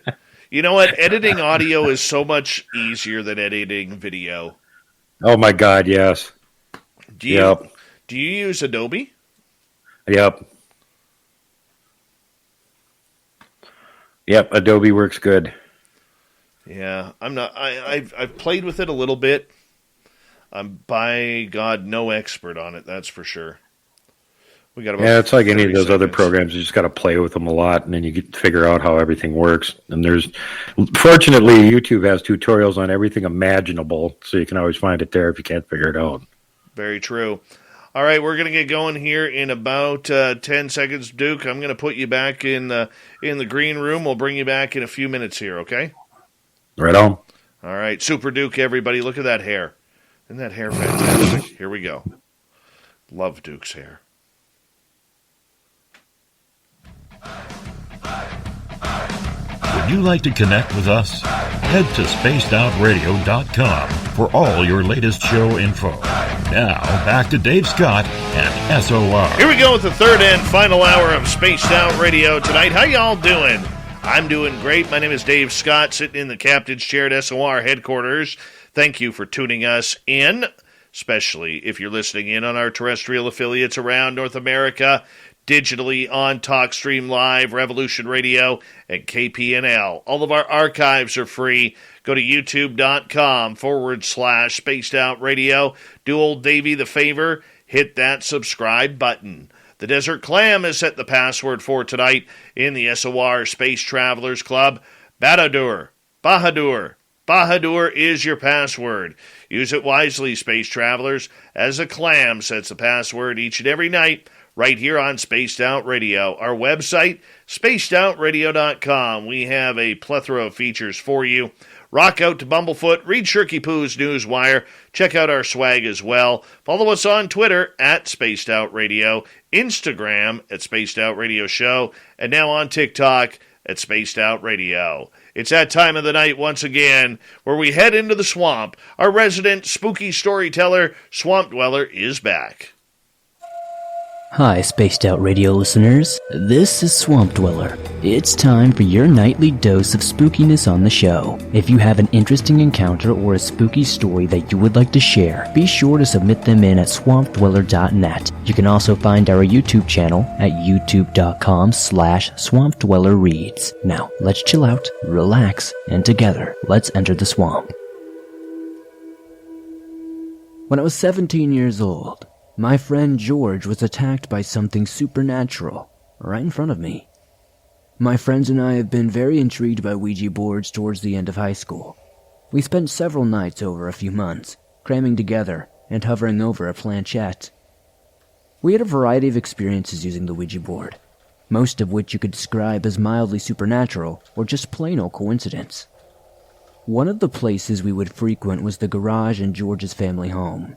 Like most garages, it was dark, damp, and cluttered. George was intrigued by the Ouija board, as we all were. That is, until it started to target George. Over the course of different sittings, we would ask it all kinds of questions like who it was, what it wanted, how many fingers are behind my back, stuff like that. We still weren't convinced it was legit. We had the spirit tell us who they were, and when prompted for what they wanted, They replied, "Kill George." George was justifiably spooked, but to save face, he persevered. A sitting following that, we had asked the same questions, and the conversation developed.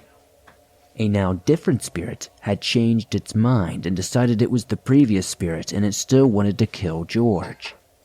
This, paired with several events that George had experienced himself in the night that followed, had driven George away from our little seances.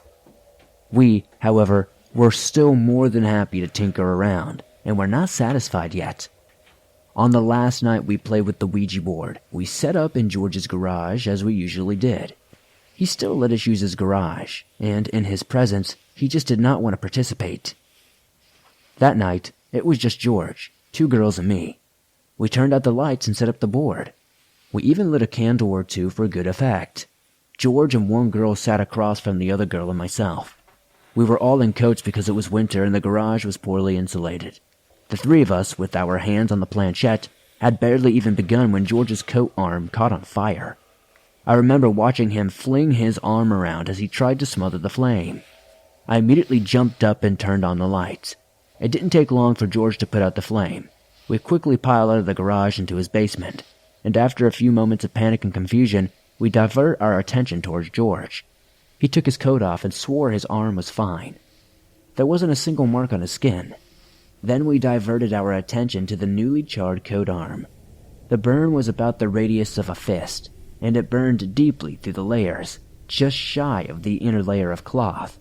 The most startling part was, undeniably, the shape of a goat's hoof. We hid the coat for several days. Once we gained the courage, George and I pulled it back out to debunk our little experience. Unfortunately, it was not what we thought it would be. After all, there were open flames in the room, and we had a cigarette in his hand. We applied a cigarette directly to the opposite coat arm, several times. We took a lighter to it in an attempt to simulate the same kind of flame. No matter what we tried, we could not come close to recreating the hoof-like burn. Over time, I thought that maybe George had decided to stage the whole thing to deter us from the Ouija board. He certainly had motive. That was 10 years ago. George and I are still great friends. Occasionally, I get confident that I can get him to fess up and I press him on the subject. It's been 10 years, and he still has the same response, that he loved that coat, and he was just as surprised and terrified as we were. Personally, I don't believe he staged it. I believe that we experienced something authentic, and my perspective on life has never been the same since. All right, we say thank you to Mr. Swamp Dweller, who will come on in tomorrow night with another spooky story. We love the Swamp Dweller around here, but it is time once again to get a little bit cryptid with Duke Sullivan from World Bigfoot Radio. Let's go. El Ovni Volador is in the captain's chair.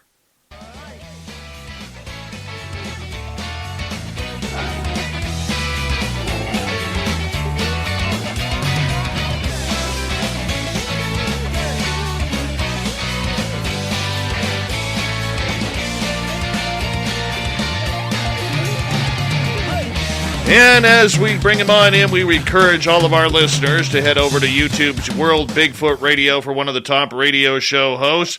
Super Duke Sullivan, welcome. El Ovni Volador welcomes you back to Spaced Out Radio. Oh yeah, happy to be here to tag team with you and lay the smackdown on some of these cryptid skip-tards out there in the audience, brother. Yes, that is right, my friend. That is right. You have an ancient, antiquated Bigfoot story for us tonight that is going to give us all the neck cracking and hair raising that we need, man. Tell me about it. Yeah, Big Sky Howdy from the center of the Rocky Mountains in Montana. This is World Bigfoot Central, and I am Duke. And the story that we're going to be reviewing tonight is the earliest well-documented likely Bigfoot sighting in North America besides Canada. There's an older one from Canada, so I'll have to share that one next time. But this one comes out of the Okefenokee Swamp, and there's some discussion about which state gets to claim it, because apparently it happened right on the border in between Florida and Georgia. And this was way back in 1829. The capital of Georgia was then Milledgeville, roughly in the center of the state, a town named for Revolutionary War hero John Millage, 1757 to 1818. He'd been governor and U.S. senator in Georgia. The town's newspaper, The Statesman, reported the story of an adventure of 9 men in the Okefenokee swamps. Now, here I'm going to have to switch to a different source because the book that I originally had this story in is called The Historical Bigfoot, and I do not possess a copy of it any longer. However, if you want to see the little bit longer version here, which isn't as long as the original but has most of the details in it, you can go to exploresouthernhistory.com, where they have an article called Bigfoot Attack in the Okefenokee Swamp, Georgia, 1829. And after a short lead-in, they get right to the guts of it. Winter of 1828-29 was extremely dry, and 2 men living on the edges of the swamp decided to explore as deep into it as they could. Now, keeping in mind, people hadn't lived around this, any of the settlers hadn't been around this area. They had just at this point started actually getting near it and doing some exploration, so this wasn't like some known area. And the swamp was just a little lower than usual. There's a good time to go explore, so that's what they were up to. They went into the swamp as far as they could. They were accompanied by a boy, and over the course of 2 weeks, they continued to penetrate deeper and deeper into it. As they explored to the very heart of the swamp, they made a startling discovery of gigantic footprints. The length of the foot was 18, and the breadth 9 inches. The monster, from every appearance, must have moved forward in an easy or unhesitating gait or stride from heel to toe, being a trifle over 6 feet. So the men, as the newspaper of the time noted, had seen enough, ending their expedition and retreating out of the swamp. They related to their friends and their neighbors what they had seen. Now, of course, this story excited the local curiosity of a party of hunters and adventurers who lived just across the Florida line, 9 in number. They went into the swamp to find the mysterious giant. They were guided by one of the members of the original party. Following for some days the direction of their guide, they came at length upon the track he had at first discovered, some vestiges of which were still remaining. Pursuing these traces several days longer, they came to a halt on a little eminence and determined to pitch their camp and refresh themselves for the day. The expedition was described in detail again in the newspaper report published in February 1829. These accounts indicated that as the hunters were discharging their guns to reload them with fresh powder for the night, a wild animal charged their camp. So this is what set it up. They weren't shooting at anything. They were just discharging their rifles because the black powder in these damp conditions will get damp overnight. And then if you have to shoot at something, there's no guarantee it's going to go off. So simple precaution. But when they did this, whatever it was didn't like it and went after them. The next minute, the thing was in full view, advancing upon them with a terrible look and ferocious mien. Our little band instinctively gathered close in a body and presented their rifles. The huge being, nothing daunted, bounded upon his victims and in the same instant received the contents of 7 rifles. The fight, however, did not end there. He did not fall alone, nor until he had glutted his wrath with the death of 5 of them, which he effected by wringing the head from the body. Writhing and exhausted, at length he fell, and with his hapless prey beneath his grasp. As the creature lay dying on the ground, writhing and sometimes roaring, the men who survived the attack gathered around it to make a clear inspection. The creature was found to measure 13 feet from head to toe, and his breadth and volume of just proportions. Immediately fearful that the dying monster's cries might attract others of its kind, they were thinking, the hunters fled the swamp. The men who died in the battle with the creature were left lying where they had fallen. Now, from here, it does not recount the story further on, but having researched this extensively, what happened next is that they went back to town and made a report of this.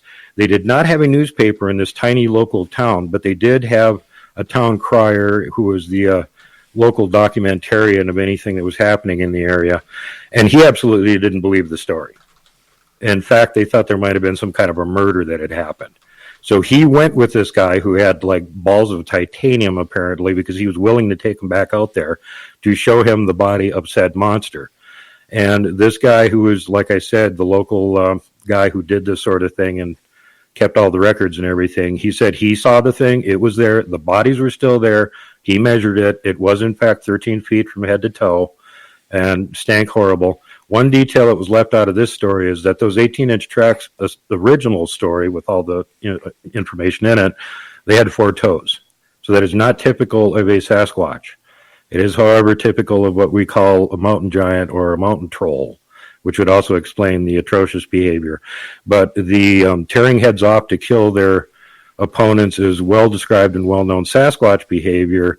In fact, we've got lots of examples of wild animals that they've caught, and we found, deer with their necks snapped, cattle with their necks snapped, and that's just how they polish off things. So that matches. So there you go. There's a story. It's almost 200 years old, and this was reported all over the place. That story got as far as a newspaper in Indiana. So it was going all over the place at the time that it came out. It wasn't just a local story.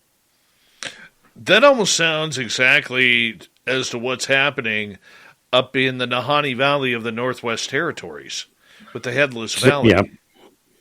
Yep, same thing. This is well reported, and even from the upper East Coast and anywhere where there's ancient reports of, especially the natives having wars with them and stuff like that. That's always reported as that's how they kill them. They just twist their heads off. Why so violent?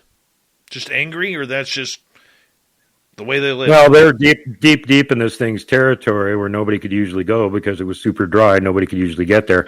There were earlier reports that another team in right around 1800 had gotten lost in there and had run into some huge people that were supposed to live on this island out in the middle of the Okefenokee that had gave them food and said, go away before the males show up.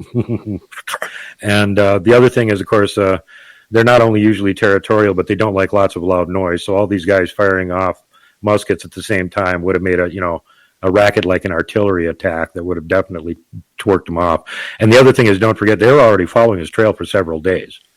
And, they don't like it when you're trailing them, and then you got all kinds of guns and yada, yada, yada. So I'm sure whatever kind of creature it was well aware they were following it and was not at all happy about it. Would you consider this creature to be kind of like a rogue pod? Like, look, killer whales aren't dangerous to humans, but there are rogue pods that will attack human beings. And when I look at Sasquatch, when El Ovni Volador looks at Sasquatch, he sees a creature that is very, domesticated to its territory. He sees a creature that wants to be left alone. He sees a creature that really doesn't want human interaction. Yet in certain pockets, these creatures tend to be extremely violent, and more than just a steel chair to the back here. You know what I'm saying? Absolutely. And look at the two examples that we've just been given. Okefenokee, middle of the friggin' swamp. How impenetrable is that? They're simply not used to any humans intruding their territory. Okay, Nahanni Valley. How impenetrable and isolated is that? They're simply not used to humans being in their territory, and they're not willing to put up with it.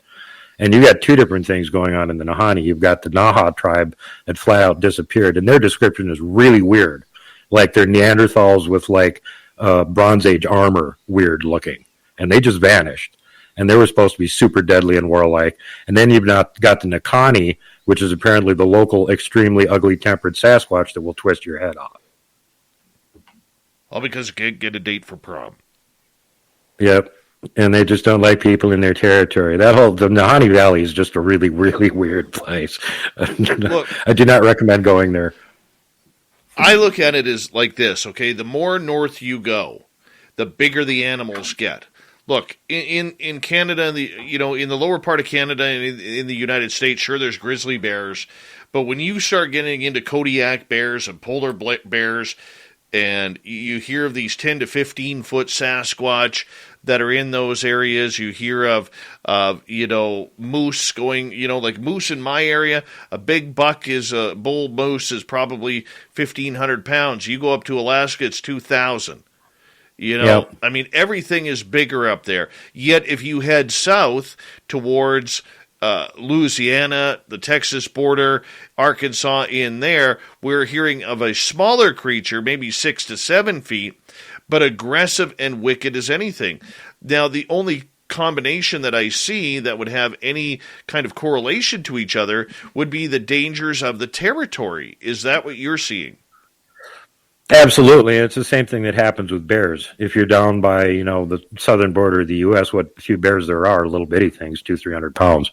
You get up here and then you've got black bears that are 600-700 pounds, and then you've got grizzlies that are 1,000. You get up there north of where you are, the grizzlies, 1,200 pounds, Kodiak bears, 1,500 pounds, polar bears, 2,000 pounds. And that's just a natural law. The further north you go, the animals tend to be bigger. But there's another layer on this about the Nahanni Valley, which is that valley has been volcanically heated for a long, long, long time. So long, in fact, that the geologists assure us that it was not covered with glaciers for at least 3 million years. So while everything else in the North American continent was getting chewed up by glaciers over and over again, that valley wasn't, and whatever was living in it can still be there.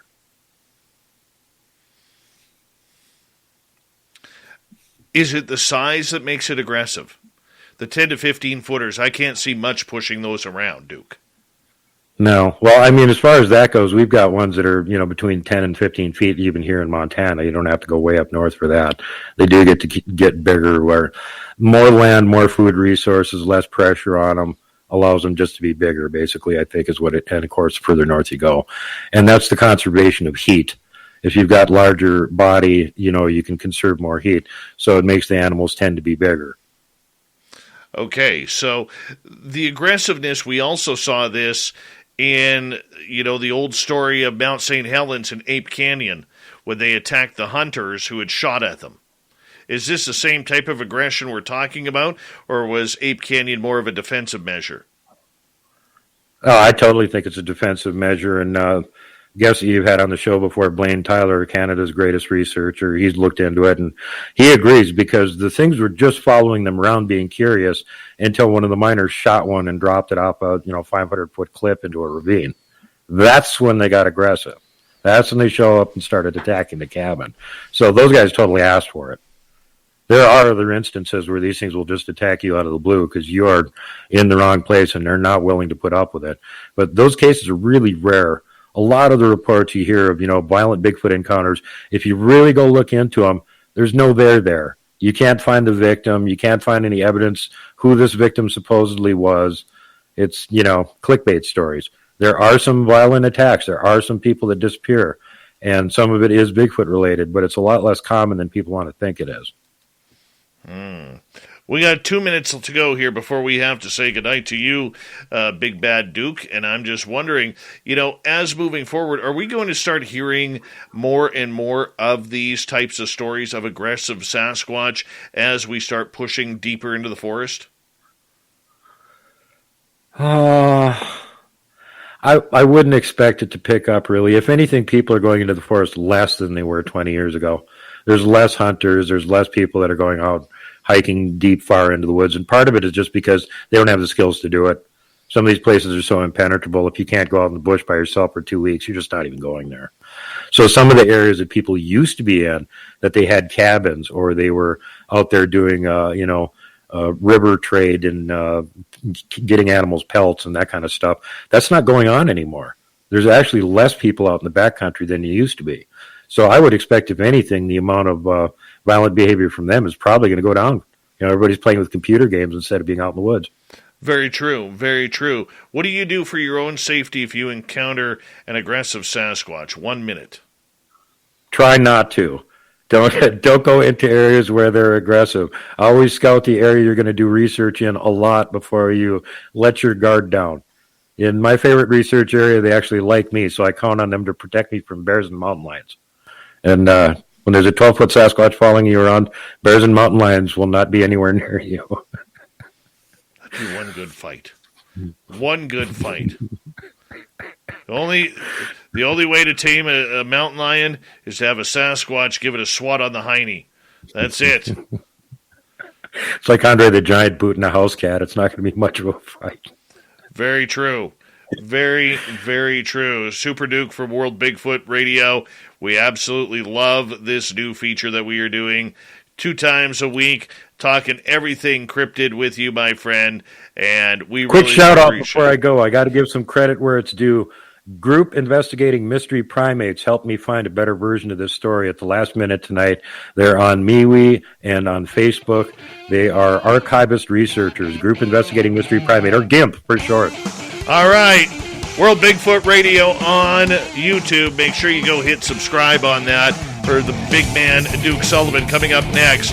It's Dave 101. We got Shirky Poo's news and the thought of the Dave. Stay tuned.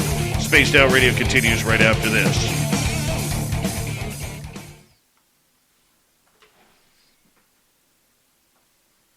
Thank you, Super Duke. Thanks for letting me get that in, Dave. Those guys really scrambled at the last Not a minute. I'm like, I problem. can't find the long version of this story. And he went, hold on. I think I can get it. I'm going to let you go here. I got to run my dog outside. I'll be right back, okay? Thanks, everybody. All right. Here's a good poll question. I'll be right back, guys.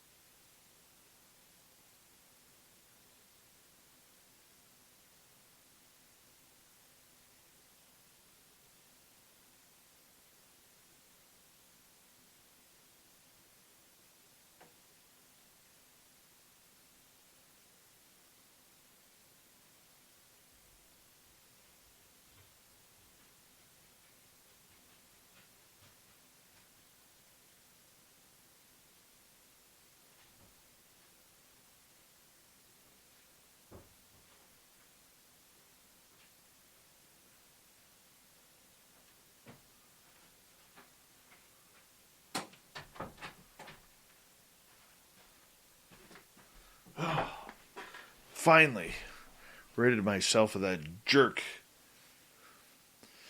Helovny Volador. Hey, Bill WD-40 over on Spreaker. How you doing, buddy?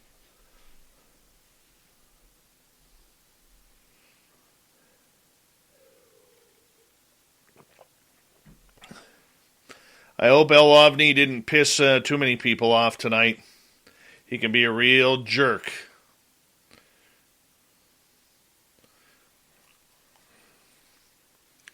I don't even want to scroll back in the chat room to see what that idiot was saying.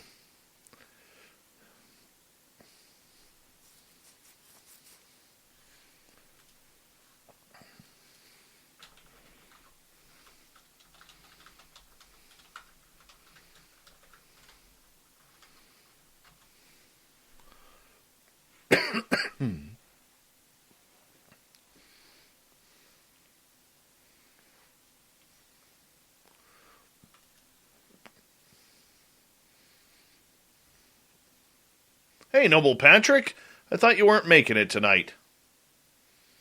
Glad you're here, man. Thank you to Nicole, Dirt Road, Kira, Michael, Jeremy, Linda, and Apollo for the amazing super chats tonight. It's a wonderful way to support our show. Here we go.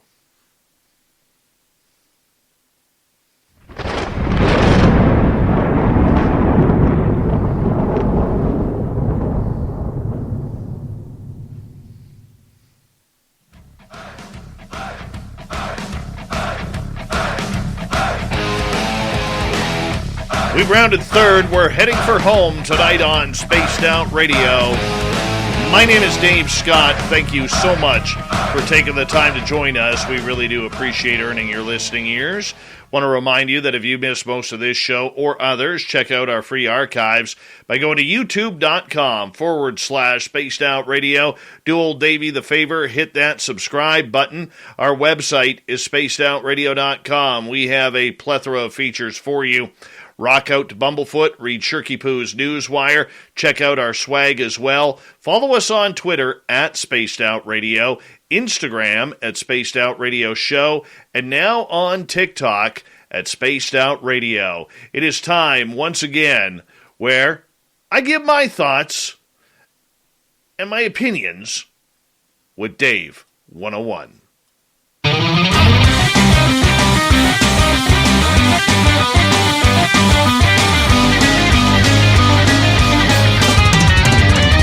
It's time for Dave 101.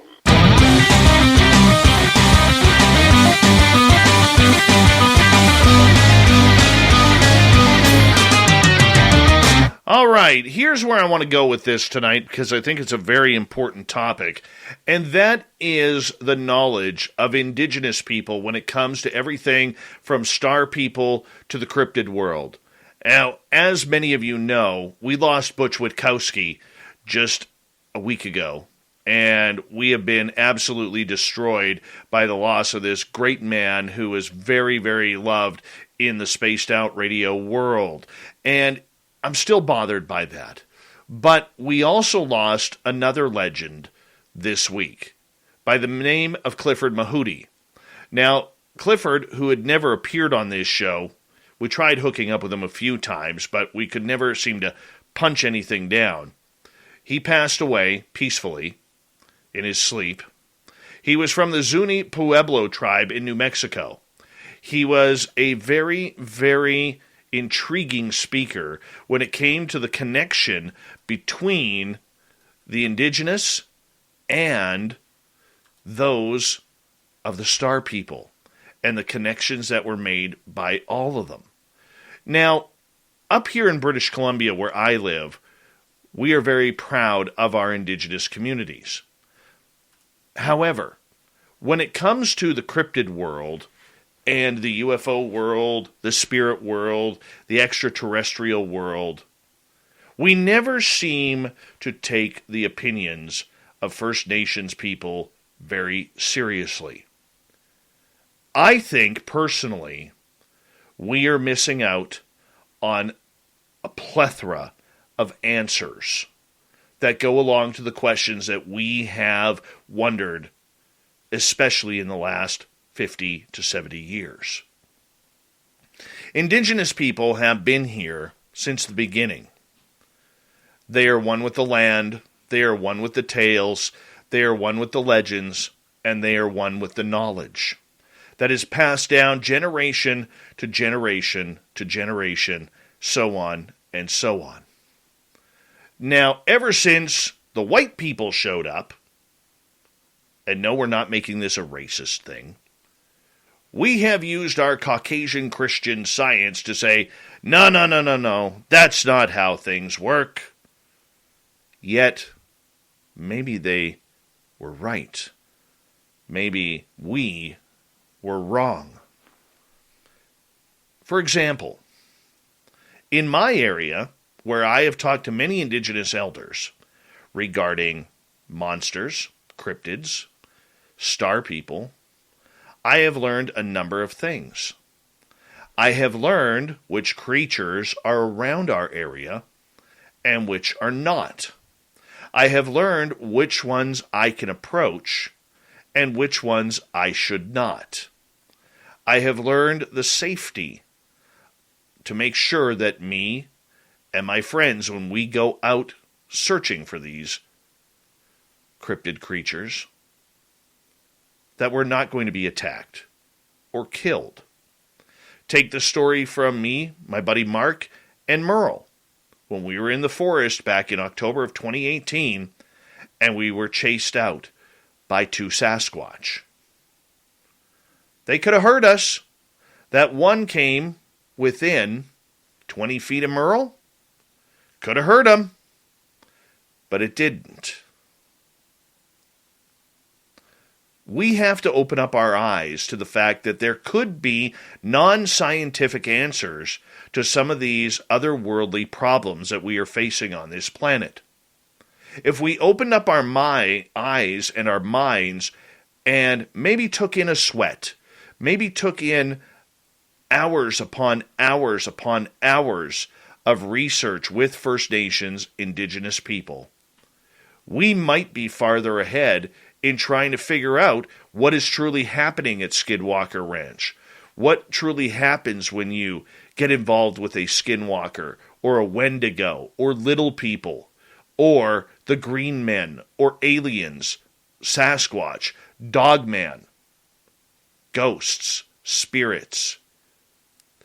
The First Nations and Indigenous seem to have many answers that they are no longer willing to give us for reasons that are very understood. We have belittled their answers. We have made fun of their information that they were so willing to provide at one point. We have talked about them as fools, as ignorant, uneducated. And yet here we are today, still seeking the same answers as we were years ago. We are no further ahead on learning about what extraterrestrials want. I still believe that comes down to the people who have been contacted. For thousands of years, indigenous people have claimed to have contact with star people. I remember talking to one elder around here, Mr. Archie, who told me point blank he wished the star people would leave his people alone finally, because he was sick and tired of seeing people get dropped off right in the middle of the highway. How scary is that? He wishes that he could take us up to see the town of the Little People in the mountains, only if the Great Bear Spirit would let us by. Unfortunately, we haven't taken that chance yet. I have heard many stories of Sasquatch carrying indigenous people out of their homes and singing and sitting by a fire very peacefully and delightfully enjoying time together. I have heard of stories of the spirit coming in and taking the time to sing with elders during drumming sessions. I have seen the scary stories that indigenous people have told me about the Little People, that when you upset them, they will make sure that revenge is theirs by stealing your favorite things, stealing your car keys, stealing your jewelry, until you make an offering of peace and apologize to them. Only then will they return the objects. We are dealing with people who understand what is going on in the ethereal world that we, as common people on this continent, do not understand. Imagine if we took the time to open up. If mainstream science took the time to listen to the stories, to listen to the legends, rather than barrel-chested pumping and saying, we know better. I think personally that First Nations people and Indigenous people around this continent of North America are playing us for fools. What is the definition of insanity? Doing the same thing over and over and over again and expecting different results. I believe the First Nations people and Indigenous people, when it comes to cryptids, when it comes to star people and the paranormal, truly are laughing at us as investigators, researchers, and scientists because we're doing the same thing over and over and over again. Insane, isn't it? Look, you may not agree with what I'm saying, and that's quite okay. But I would highly suggest if you have the opportunity and build the trust with people who are of Indigenous culture, the stories that they will tell you are second to none. The information, if they trust you, that you will gain will only help you in your own search for your answers, your connection to the star people, your connection to the cryptid world, your connection to Mother Earth. We can all learn. It doesn't hurt. Even if the First Nation Indigenous people are wrong, it does not hurt to gain their knowledge and trust. Number one, because we're human beings. And we should all be looking forward to treating each other the way we want to be treated. Number two, maybe, just maybe, they do have the answers. They have connected with the spirit world, the cryptid world, and the star world in order for us to figure out everything from longevity in life to just basic humanity. That's the way it is.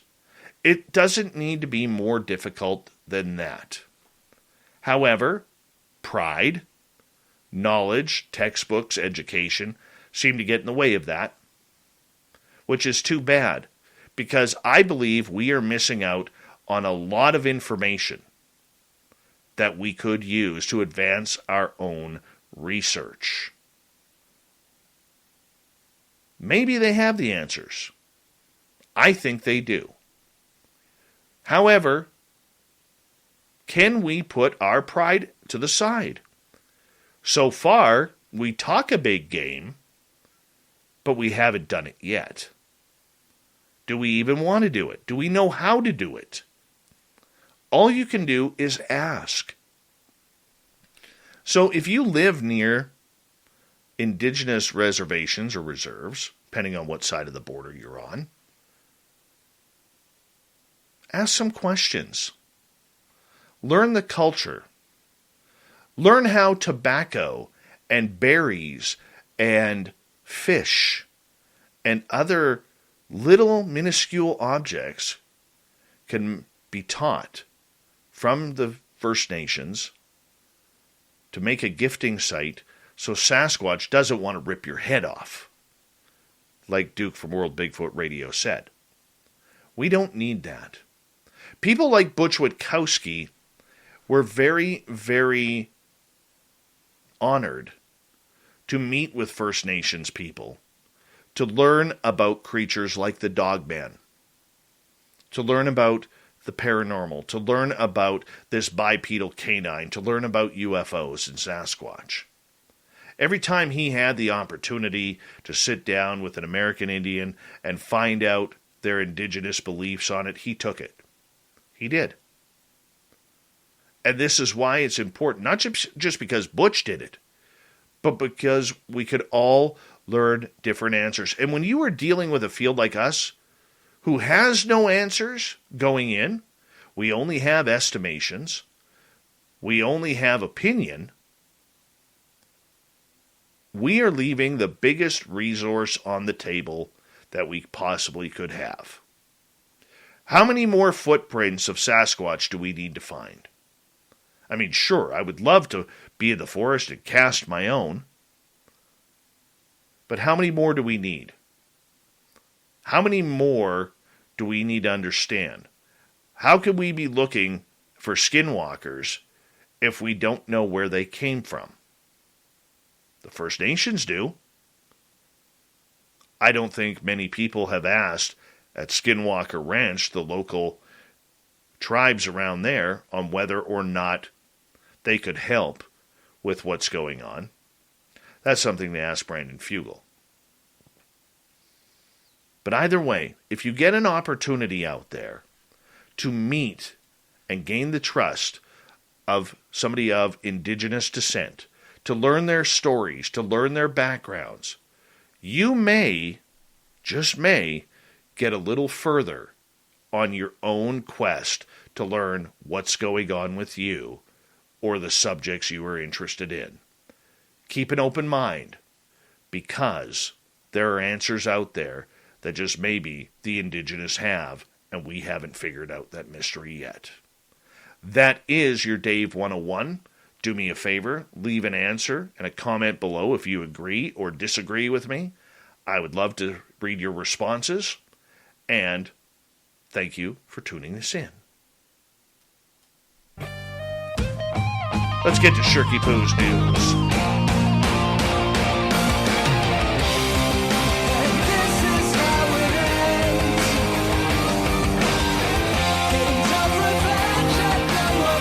Shirky Poo, what do you got for us? Wow, let's start off over in Japan, where perhaps we are beating a Roswell ET to death over here, but it's beyond doubt that aliens are totally, obviously, unmistakably here in Japan and around the world. So, here's where it gets interesting. A dying Japanese mountain town in Fukushima that has long dealt with copious amounts of UFO sightings, strange magnetic energy fields, and mysteriously placed boulders in and around the area. In fact, Ino,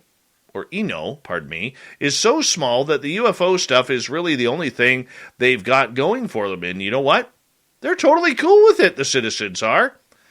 I just feel that the UFOs can help to liven up this town, local researcher Ryuichi says. Hanako Montgomery, the reporter working on this story, fascinating, and Aso and others are also committed to the further sentiment that there is even a very impressive retro-futuristic-looking UFO investigation center and museum in Ino. Actually, we should probably clarify, there are a couple of research centers there. Instead of the many varieties of all-American paranoia we're used to over on this side of the pond, Ino residents sound like they are really optimistic and happy about being in the intergalactic hub. We're here too, on the other side of the distant sky. I think they just wanted us to know that, one UFO witness offers at one point, with another later adding, I'm often asked somehow by someone, how do we see a UFO? But the main thing is to be curious about the sky and the wide world. Be aware of it and try to solve the mysteries one by one. How good is that advice? I think there are these little hot spots all over the world. I really do. All right. As one of the best soccer players to ever live, George Best famously ghosted past offenders as if they weren't even there.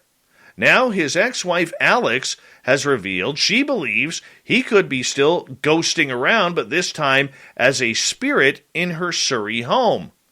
Since the soccer star's death 16 years ago, model Alex has experienced strange phenomena and goings-on which she has never been able to explain. Items vanishing from sight only to reappear in the middle of a room many months later, heavy furniture moving, lights flicking off and on, and the television suddenly bursting into life with no human interference. I'm convinced spirits have come to visit my 200-year-old house, she says, and now I think George could have been one of them. Indeed, the Stars' first ever spooky experience came on the day Manchester United icon George was buried on December 3rd, 2005, after his death at age 59. On the day of George's funeral, I was staying at a hotel in Belfast, recalls Alex. I remember it was an early start that day, and obviously it was very emotional. Just as I was leaving through the hotel door, the shower turned on full blast on its own. Determined to get to the bottom of the ghostly goings-on, at the farmer's farmhouse, farm worker's cottage where she lives, Alex enlisted the help of a paranormal professionals from Discovery Plus' new TV series called Celebrity Help, My House is Haunted.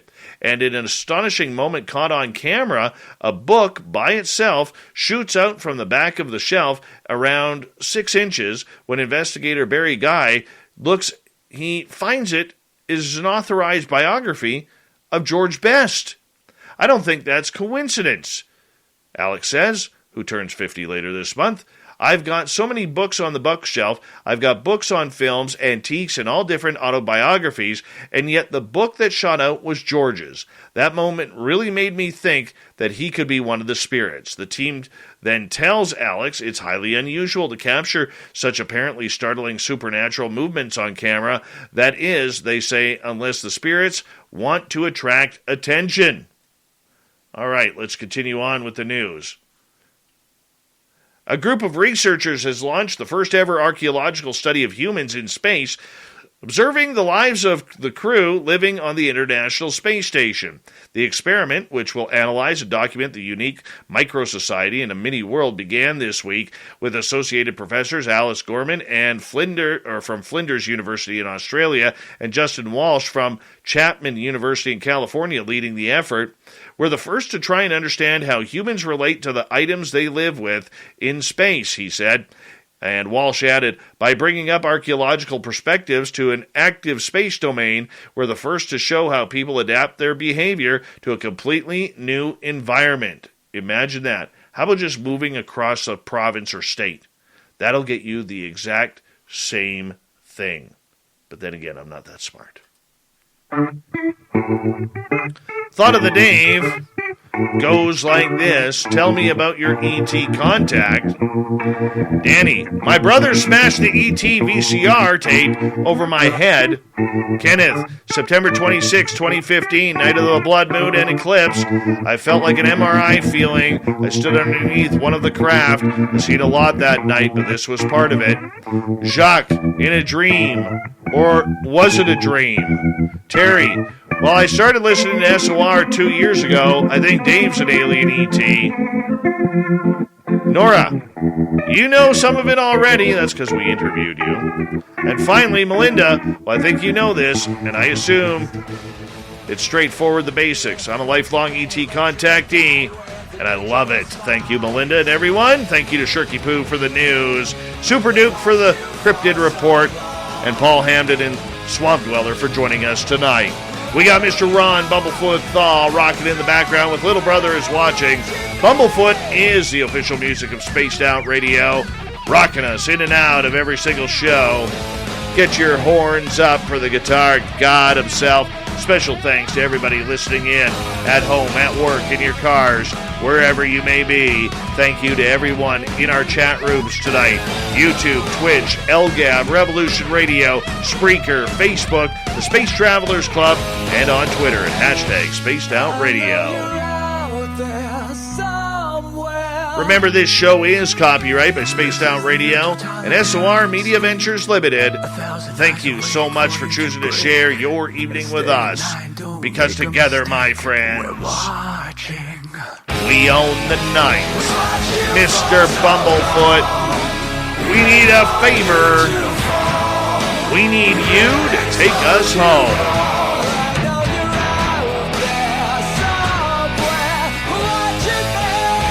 Yes, the Woo Train has docked for the night.